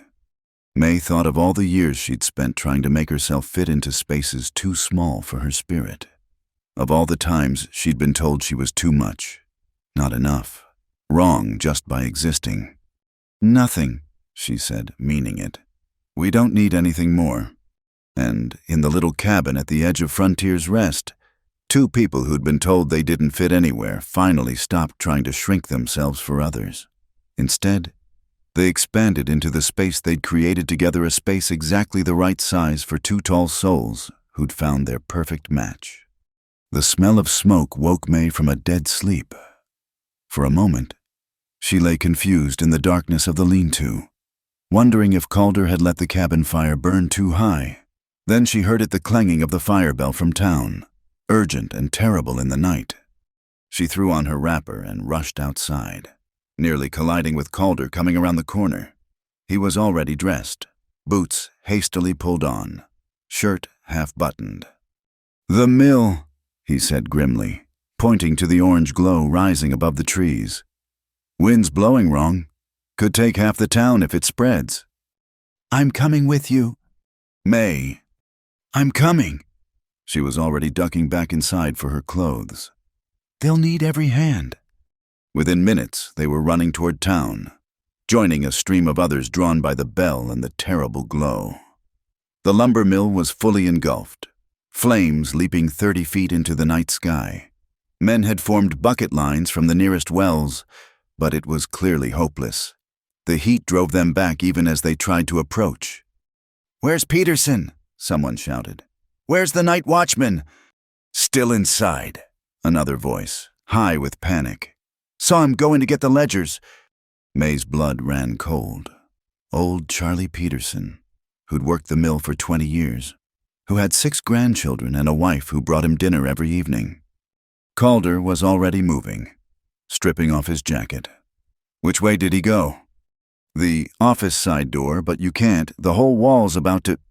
Calder was gone, plunging through the smoke toward the side of the building where flames hadn't yet taken full hold. May's heart stopped. Get more water to that wall, Jim Murphy was shouting, trying to organize the chaos. Keep it wet. Give him a chance. May grabbed an empty bucket and joined the line, passing water hand over hand. Her eyes burned from smoke, fixed on the door where Calder had vanished. 1 minute, 2... The fire roared louder, timbers cracking ominously. There, someone pointed. The window. Calder appeared at a side window, Charlie Peterson's limp form over his shoulder. Hands reached up to help lower the old man. Then Calder tumbled after, both men hitting the ground hard. "Get them back." Doc Hartwell was there, kneeling beside Charlie. "He's breathing smoke, got him, but he's breathing. Someone help me move him." May dropped her bucket and ran to Calder. He was on his knees, coughing violently, shirt singed and face blackened with soot. She grabbed his arm, helping him away from the building just as the wall collapsed inward with a shower of sparks. "Fool," she gasped, not sure if she wanted to kiss him or shake him. "You absolute fool." "Charlie," he managed between coughs. "Is he—" "Doc's got him.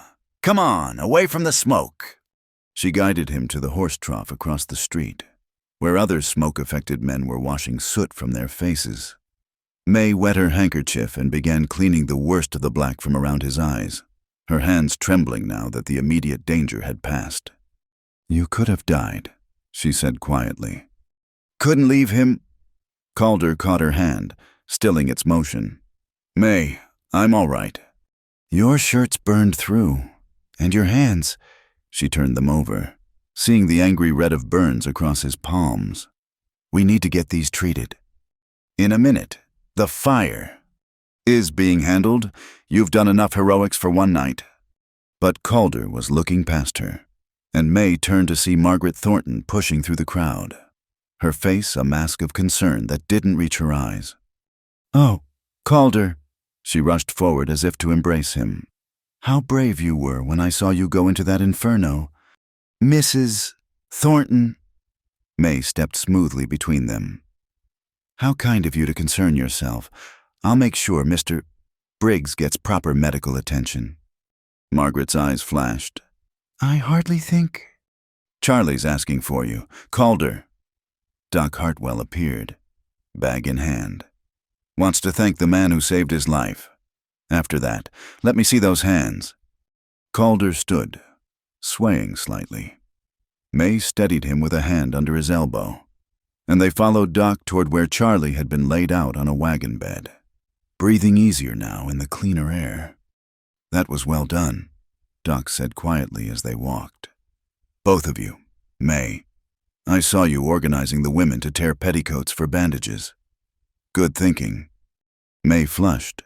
She'd acted on instinct when she'd seen the need for clean cloth to wrap burns and cuts. Several women had followed her lead without question, even some who'd been avoiding her since Margaret's campaign began. Charlie Peterson was conscious, though his voice was hoarse as he gripped Calder's hand. "You damn fool boy. Could have killed yourself." "Couldn't let Mary be a widow," Calder said simply. "Not over ledgers." "Ledgers." Charlie coughed, tried to laugh. "Went in for the strong box. Week's wages for the men. Couldn't let them go without—" "We'll sort it out," Jim Murphy said. He'd appeared with several other business owners. "No man goes without pay because he fought a fire. We'll all chip in if needed." The fire was finally under control as dawn broke gray and smoky. The mill was a total loss, but they'd saved the neighboring buildings. Men slumped exhausted in the street, faces drawn with fatigue and smoke. May had spent the last hours helping Doc treat burns and smoke inhalation. Her dress was ruined, her hair straggling from its pins, but she'd never felt more useful. Women who'd avoided her for weeks now worked beside her without hesitation, the crisis erasing social boundaries. "You were wonderful," Lizzie Harper said, appearing with a tray of coffee. "The way you just took charge when Doc needed help. I could never have stayed so calm." "Anyone would have—" "No." Lizzie's voice was firm. "Not anyone. You did. People notice things like that. May, real character shows in a crisis." Across the street, May saw Margaret holding court with some of her followers, but the usual audience seemed diminished.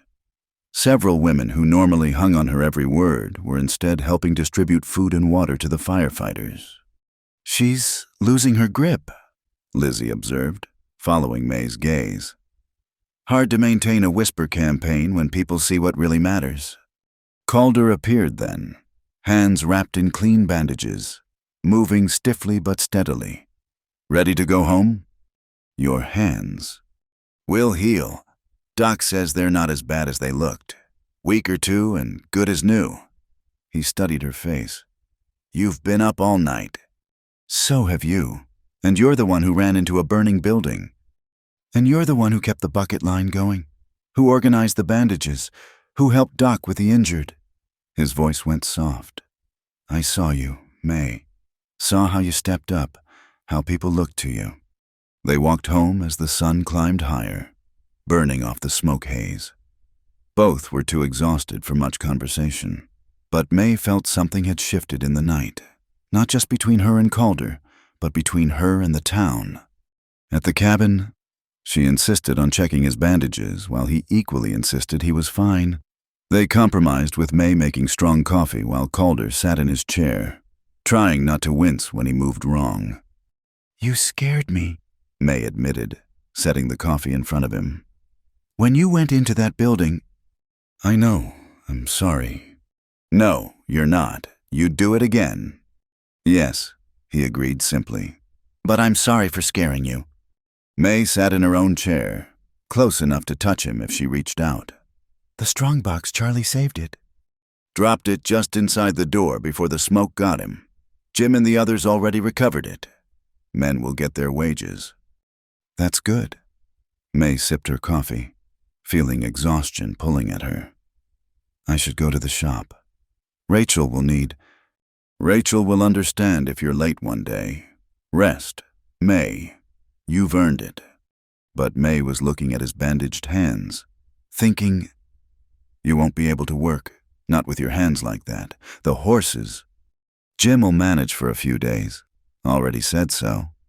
And your chores here, hauling water, splitting wood. May. He leaned forward, catching her gaze. Stop, we'll manage. We always do. We, she repeated softly. Yes, we. They sat quietly, drinking coffee, watching morning light fill the cabin.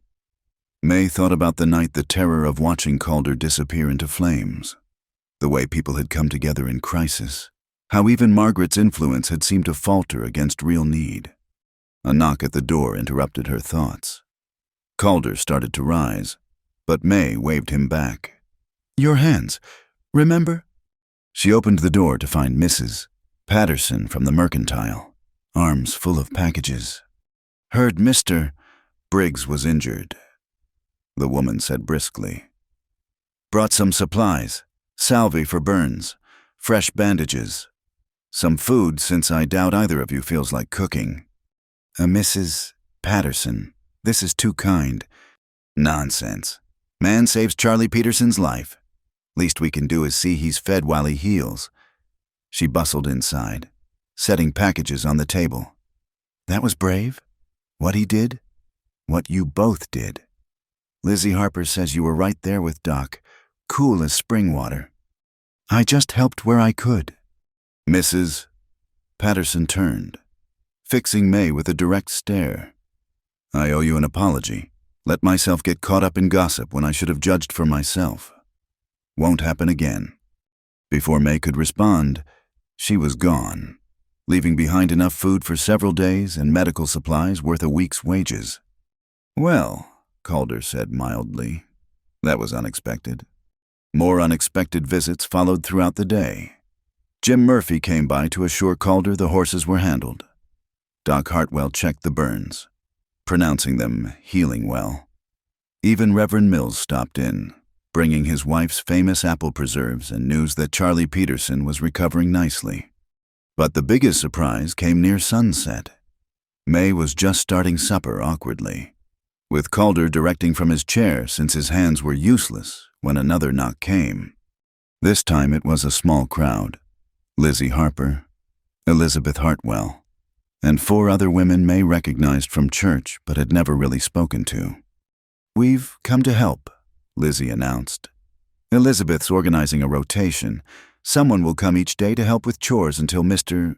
Briggs's hands heal. Water hauling, wood splitting, whatever's needed. May stood stunned. We couldn't possibly. Yes, you could, Elizabeth said firmly. It's what neighbors do. what a community does, takes care of its own. Plus, one of the other women added shyly, we were hoping you might teach us that French seam technique. Lizzie says you're the best seamstress she's ever seen. Of course, I'd be happy to. After they left, May sank into her chair, overwhelmed. Calder reached over with his bandaged hand, carefully taking hers. See, he said quietly, you belong here. May, not because you fit their mold, but because you're you. Because when trouble came, you didn't shrink. You stood tall. We stood tall, she corrected, squeezing his fingers gently. Together, he agreed. Outside, evening painted the mountains purple and gold. Inside, two people who'd found each other against all odds sat close, hands linked despite bandages and burns. The fire had destroyed the mill, but from its ashes, something new was growing. Acceptance, community, belonging. Margaret Thornton could whisper all she wanted, but actions spoke louder than gossip, and May Delaney's actions had spoken volumes. I love you, she told Calder, the words still new enough to send warmth through her chest. And I love you, he replied, thumb stroking over her knuckles. Too tall, too strong, too perfect May Delaney. Too stubborn, too brave, too wonderful, Calder Briggs, she countered. They sat as darkness fell, planning for the days ahead when his hands would heal and life would return to normal. But normal had changed now. Normal included neighbors who helped, friends who stood by them, a place in the community earned through service and courage. Normal included love, openly acknowledged, and a future being built one day at a time. The fire at the mill had been a disaster, but sometimes, May thought, it took a disaster to show what really mattered. And what mattered was this two people who fit perfectly together, a community worth being part of, and the courage to stand tall no matter who tried to make them shrink. Tomorrow would bring new challenges. Margaret wouldn't give up easily. And there would always be those who thought May too much and Calder too strange. But tonight, with her hand in his and their friend's kindness surrounding them like armor, May Delaney knew they could face whatever came. Together, always together, exactly the right size for the life they were building. The Winter Festival had always been Frontier's Rest's biggest social event. For weeks, the ladies' sewing circle had been preparing decorations while the men built a temporary dance floor in the town hall. May had heard the excited chatter at the shop, but hadn't dared hope she'd be welcome. That changed when Lizzie Harper burst into Rachel's shop on Thursday afternoon, eyes bright with determination. May Delaney, you're coming to the festival dance Saturday night, and I won't hear any arguments. May looked up from the delicate beadwork she was attaching to Mrs. Davis's gown. Lizzie, I don't think... That's exactly right. Don't think, just come. Lizzie planted her hands on her hips. Half the town saw you during the fire, saw how you helped, how you stayed calm, how you worked beside everyone else without hesitation. It's time to stop hiding. I haven't been hiding. I've been right here. Working, yes, but not living. Not really being part of things. Lizzie's expression softened. May, Margaret Thornton's poison only works if we let it come to the dance. Show everyone that you're not ashamed of who you are or who you're with. Rachel looked up from her account books. Girl's got a point. You've been lying low since the fire, letting others come to you. Maybe it's time to go to them. May set down her needle carefully. 2 weeks had passed since the mill fire. Calder's hands had healed well, and life had settled into a new rhythm. The daily visits from helpful neighbors had tapered off, but the connections remained. Women who'd avoided her before now nodded on the street, even stopped to chat occasionally. But a dance standing in front of the whole town, inviting their stares and whispers. Does Calder know about this invitation? She asked. Lizzie grinned. Who do you think sent me? The man's been trying to figure out how to ask you all week. Jim Murphy finally told him to stop dithering and just send me to sort it out. Despite her nervousness, May smiled. She could picture Calder's discomfort perfectly. He was even less suited to social events than she was. "I don't have anything appropriate to wear," she said, gesturing to her practical work dress. "Now that," Rachel said, standing with surprising energy, "is something we can fix. Lizzie, go fetch that bolt of midnight blue velvet from the back room, the one that came in last month." "Rachel, I couldn't—" "Hush. Consider it a bonus for all the extra work you've taken on. Besides," the older woman's eyes twinkled, "I want to see Margaret Thornton's face when you walk in looking like a queen." The next 2 days passed in a whirlwind of fittings and stitching. Rachel and Lizzie conspired together, shooing May away from mirrors, adjusting and readjusting until they declared the dress perfect. Even Elizabeth Hartwell stopped by to offer a pair of pearl combs for May's hair. "They were my mother's," she said. She always said they were meant for someone who'd stand tall while wearing them. Saturday evening arrived too quickly. May stood in her lean-to, staring at her reflection in the small mirror Calder had installed for her. The woman looking back seemed a stranger. The midnight blue velvet fit perfectly, emphasizing her height rather than hiding it. The neckline modest but elegant. She'd pinned her hair up with Elizabeth's combs, leaving a few soft curls to frame her face. A knock on her door made her jump. "May, you ready?" She opened the door to find Calder in his good suit, freshly shaved, hair slicked back. He stopped mid-word, his eyes widening as he took her in from head to toe. He swallowed hard. "May, you look—" "Ridiculous, too fancy, like I'm trying too hard." "Beautiful." The word came out reverent. "You look beautiful." Heat crept up her cheeks. "You clean up well yourself, Mr. Briggs." He offered his arm, and she saw his hands tremble slightly. "May, if you don't want to do this—" "I do." She took his arm firmly. "I'm tired of shadows. Calder, let them look. Let them whisper. We know who we are." The walk to town felt both endless and too short. Other couples passed them, some staring openly, others offering genuine smiles. May kept her head high, drawing strength from Calder's solid presence beside her. The town hall blazed with light, music spilling out into the cold night air. They paused at the entrance, and May felt Calder tense. "Together?" he asked. "Together." They entered side by side, and it seemed the entire room turned to look. Conversations faltered, the fiddle music continuing while dancers slowed. May felt the weight of dozens of eyes, heard the whispers starting. Then Lizzie Harper appeared, radiant in green silk. May called her perfect timing. They're about to start a new set. She led them into the room as if their entrance was perfectly normal, chattering about the decorations and the punch recipe. Others began to follow her lead, Jim Murphy raising his glass in greeting, Doc Hartwell nodding approval, Rachel Morrison giving a satisfied smile from her chair by the wall. But May could see Margaret Thornton near the refreshment table, surrounded by her usual circle, her face tight with barely controlled fury. She whispered something to Mrs. Whitman, who glanced their way and giggled behind her fan. "Ignore them," Calder murmured. "They're not worth your notice." The music started up again, a lively reel that had couples forming lines. May and Calder hung back, neither particularly skilled at dancing. But then the music shifted to a slower waltz, and Calder turned to her. "May I?" He held out his hand, formal as any gentleman. May's heart raced. "I'm not very good." "Neither am I. We'll manage together." She placed her hand in his, let him lead her onto the floor. Other couples made room, some watching with curiosity, others with approval. Calder's hand was warm on her waist, steady and sure. "I should warn you," he said as they began to move. "I learned to dance from my mother in our kitchen. Nothing fancy."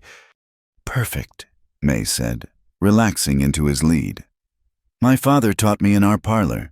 He always said the best dances were about the partner, not the steps." They moved together, finding their rhythm. May was aware of the picture they made, both tall, moving with careful grace, eyes only for each other. Let them stare, she thought. let them see how well we fit. You're not looking at your feet, Calder observed, a smile playing at his lips. Neither are you. No need. I've got everything I want to see right here. The words, simple and sincere, made her throat tight. Calder Briggs, are you attempting to be romantic? Attempting. He spun her gently, bringing her back close. I thought I was succeeding. She laughed, the sound carrying across the room. Several heads turned, but May didn't care. She was dancing with the man she loved, wearing a beautiful dress, surrounded by more friends than enemies. When had she ever thought she'd have this? The waltz ended too soon, but another began immediately. This time, other couples joined them more readily. May caught Elizabeth Hartwell's eye as she danced past with a young rancher, saw her friend's approving nod. May! Calder's voice drew her attention back. Behind you, Margaret's coming. Indeed, Margaret Thornton was approaching, her circle of followers trailing like dutiful ducklings. Her smile was sharp as winter ice. Mr. Briggs, Miss Delaney, how brave of you to attend. Mrs. Thornton. Calder's tone was politely neutral. Enjoying the festivities. Oh yes, though I was just telling Mrs. Whitman how things have changed. Time was, certain standards were maintained at town events. Her gaze raked over May dismissively. But I suppose we must adjust to modern times. Indeed, May said, finding her voice. Standards like kindness, community support, helping neighbors in need. I agree those are worth maintaining. Margaret's eyes narrowed. How clever. Though I wonder if you'll feel so confident when... Mrs. Thornton. A young voice interrupted. Tommy Garrett, the boy who'd called May a giant that day in church, pushed through the crowd. Mrs. Thornton, my ma says to tell you the punch bowl's empty and you're in charge of refreshments. Margaret's face flushed. I'll be there momentarily. Thomas. But the boy wasn't done. He turned to May, eyes bright. Miss May, you look real pretty. Like a fairy tale princess, only tall enough to reach things. Several people chuckled. May crouched down to the boy's level. Thank you, Tommy. You look very handsome yourself. Ma made me wear this stupid tie, he confided. But she says sometimes we dress up to show respect. Is that why everyone's fancy tonight? That's exactly why, May agreed. Then I'm glad you dressed up too. Shows you respect us, even though some people, he glanced at Margaret, aren't very nice to you.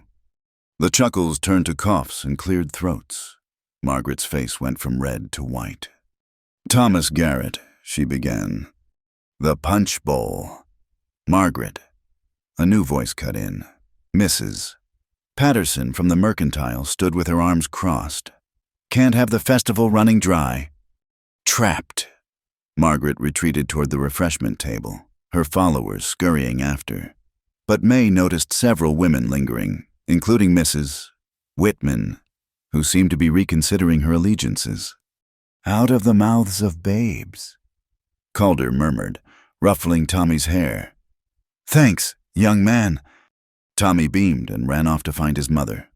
The music struck up again, and this time, May found herself claimed for a dance by Jim Murphy while Calder partnered Elizabeth Hartwell. As she moved through the figures of the country dance, May realized the atmosphere had shifted. Where before there had been tension and watchfulness, now there was warmth, acceptance, even joy. She danced with Doc Hartwell, who praised her help during the fire, with young Robert Murphy, Jim's son, who blushed and stammered through a reel. Even Reverend Mills claimed a sedate waltz, speaking kindly of second chances and Christian charity.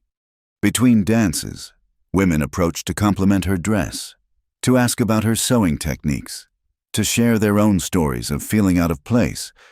Men nodded respectfully, no longer averting their eyes or crossing the street to avoid her. "You're glowing," Calder said when they found each other again near the end of the evening. I never thought. May gestured helplessly at the room, the people, the warm acceptance she'd never dared hope for. This feels like a dream. "No dream."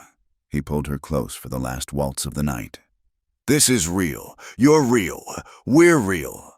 As they danced, May noticed Margaret Thornton leaving early, only one or two women trailing after her. The queen of gossip's reign was ending, not with a battle, but with the simple power of community choosing kindness over cruelty. "Let them watch," Calder murmured, echoing his words from that snowy night weeks ago. "I'll keep choosing you in every room, May Delaney. And I'll keep choosing you, Calder Briggs, in every room, in every dance, in every moment." The fiddles played their last note, couples reluctantly separating, but before they could leave the floor, Jim Murphy called out, "Hold on, folks got something to say." He climbed onto the small stage, raising his hands for quiet. "Been talking with some others, Doc Hartwell, Patterson, few more, about the mill rebuilding. Going to need all hands when spring comes. But more than that, going to need good people. People who step up in crisis. People who put community first." He looked directly at Calder and May. "Calder Briggs showed us what courage looks like when he saved Charlie Peterson. May Delaney showed us what service looks like when she worked beside Doc through that terrible night. That's the kind of people Frontier's Rest needs. That's who we are." Applause started slowly, then built to thunder. May felt tears prick her eyes as people pressed forward to shake Calder's hand, to squeeze her arm, to welcome them truly and fully into the community. Later, walking home under stars that seemed especially bright, May still felt wrapped in the warmth of acceptance. "That was unexpected," she said. "Jim's been planning something, didn't know what." Calder squeezed her hand. "You were magnificent tonight." "We were magnificent," she corrected. "Together. Always together." He agreed. They were almost to the cabin when May stopped, turning to face him in the moonlight. "Thank you." "For what?" "For sending Lizzie to convince me, for dancing with me, for choosing me in front of everyone." She touched his cheek gently.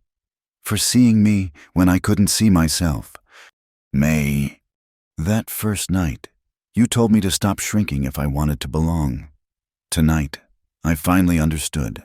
It's not about shrinking or expanding. It's about being exactly who you are and finding people who see that as enough." She smiled through tears. "You've always seen me as enough." "More than enough," he corrected, pulling her close. "Perfect." "Exactly right, mine." "Yours," she agreed, and kissed him there in the starlight, tall and strong and finally, truly, home. The cabin waited, warm with banked fire and 2 chairs side by side. Tomorrow would bring new challenges, new chances to prove themselves. But tonight had shown May that she'd already won the only battle that mattered, the fight to be seen, accepted, and loved for exactly who she was. No shrinking, no apologies. Just May Delaney, standing tall beside the man who'd never asked her to be anything else. A week after the winter festival, May was working late at the shop when she heard Calder's familiar footsteps on the porch. He rarely came to fetch her, preferring to let her keep her independence. So his presence sent a flutter of concern through her chest.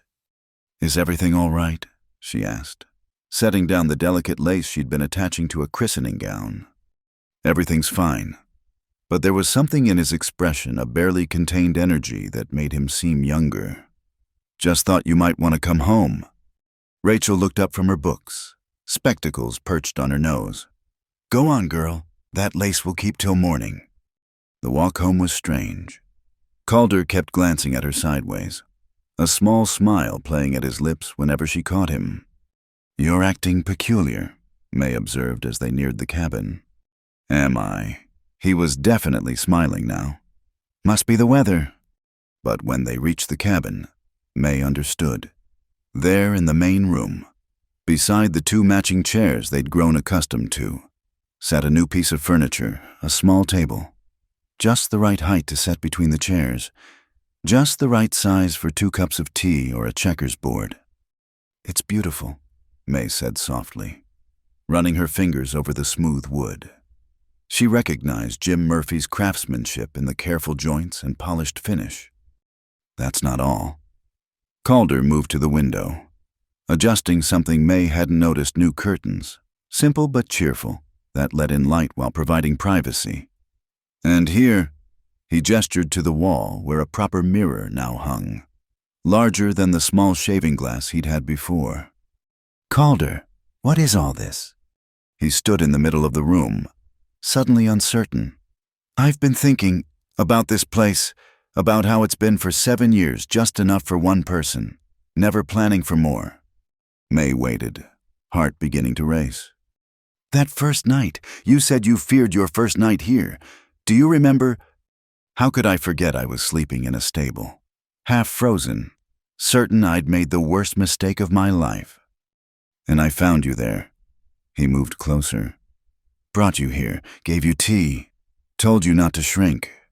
You saved me that night." "No." His voice was firm. "You saved me every day since.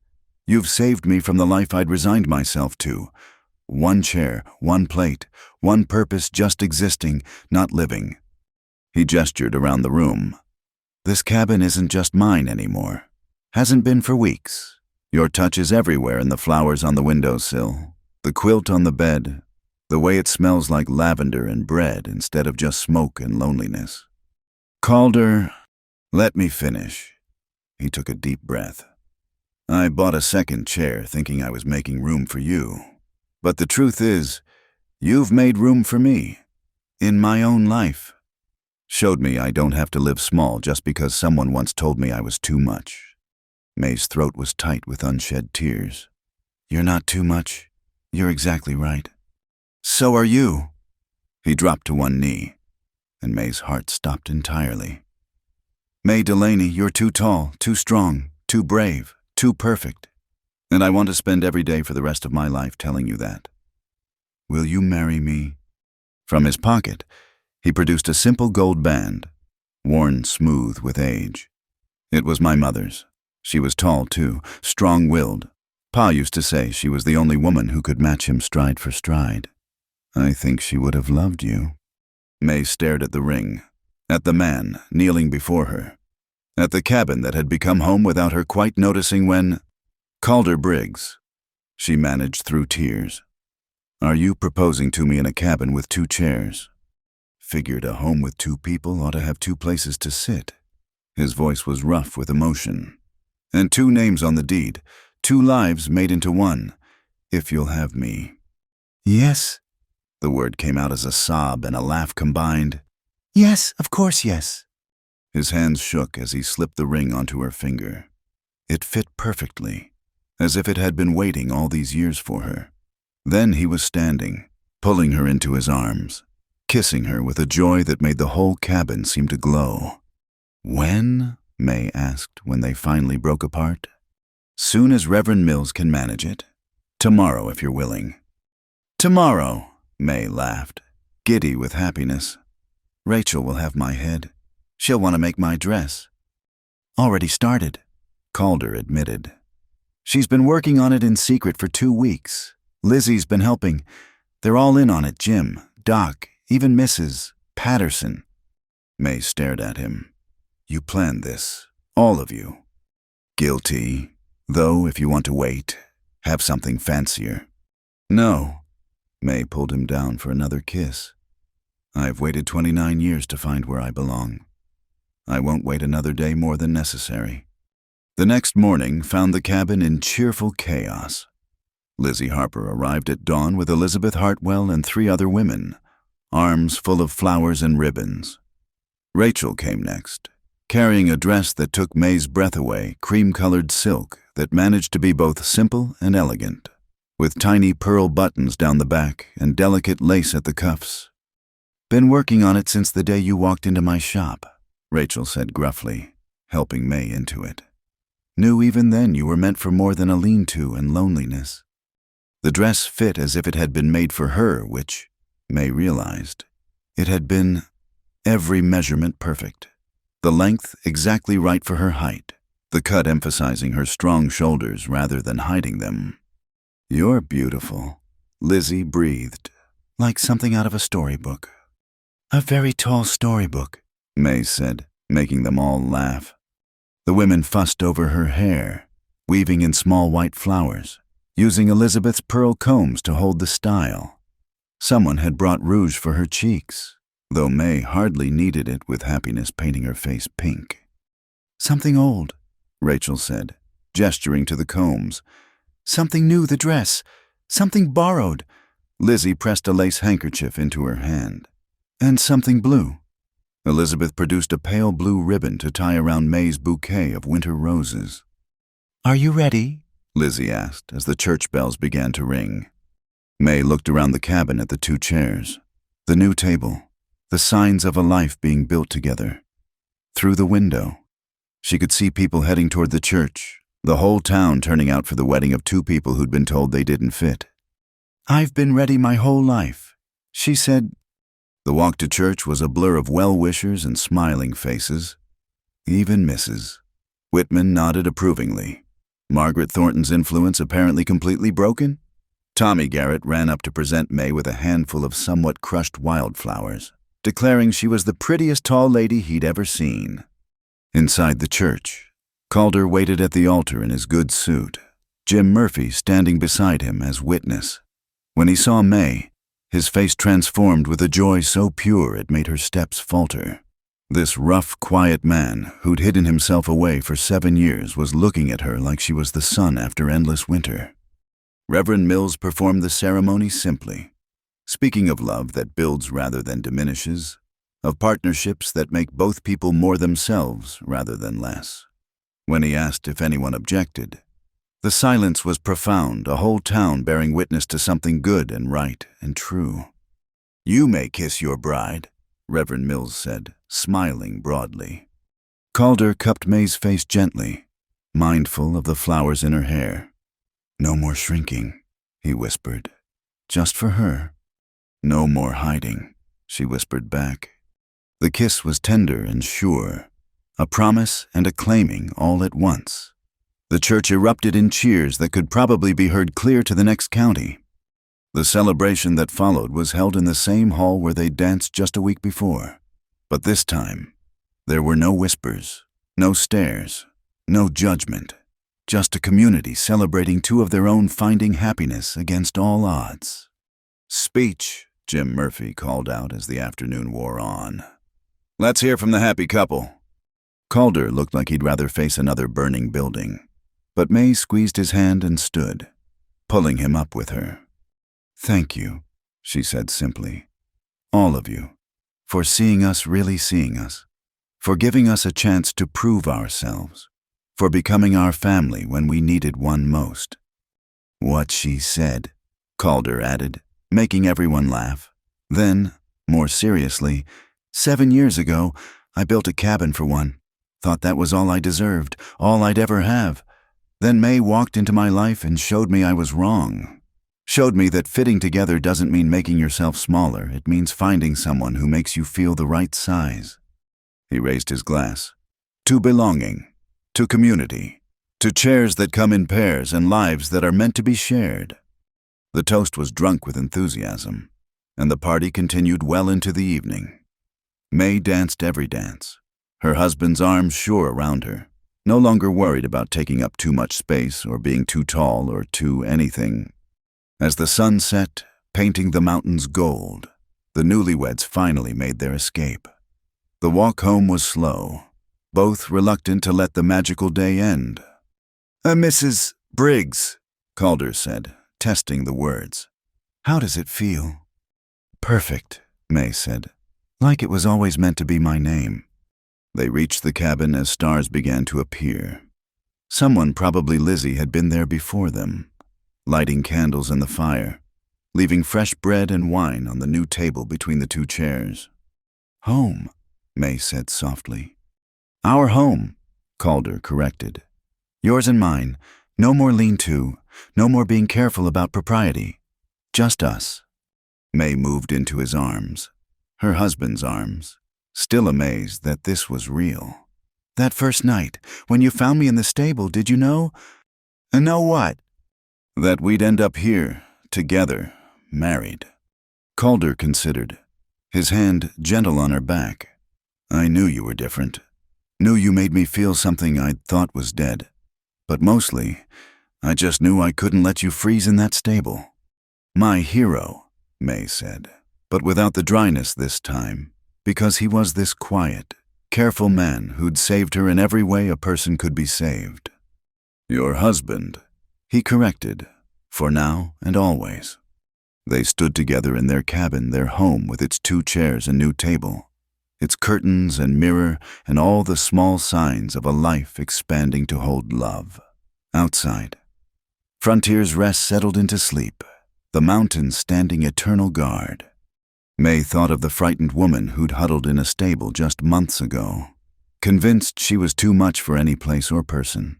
That woman couldn't have imagined this a husband who treasured her height, a community that valued her strength, a home where she never had to shrink.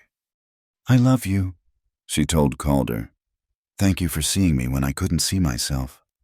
I love you too, he replied. Thank you for teaching me to stop living small. They sat in their matching chairs, hands linked across the little table, watching the fire dance. Tomorrow would bring new challenges, the ordinary joys and trials of married life. But tonight, they were simply 2 people who'd found their perfect fit, their right size, their home. The cabin with 2 chairs stood solid against the winter night, no longer a monument to loneliness, but a testament to love. Inside, May and Calder Briggs began their life together, tall and strong and exactly, perfectly right. The end. Thank you so much for listening to this story of May and Calder finding love and acceptance in the Wild West. I hope their journey touched your heart as much as it touched mine. I'd love to hear where in the world you're listening to this story. Please leave a comment below and share your thoughts. If you enjoyed this tale, please subscribe to Wild West Stories 1850 and hit that like button. And don't forget to press the hype button to help more people discover these heartwarming frontier stories. Until next time, keep your hearts open and your spirits strong.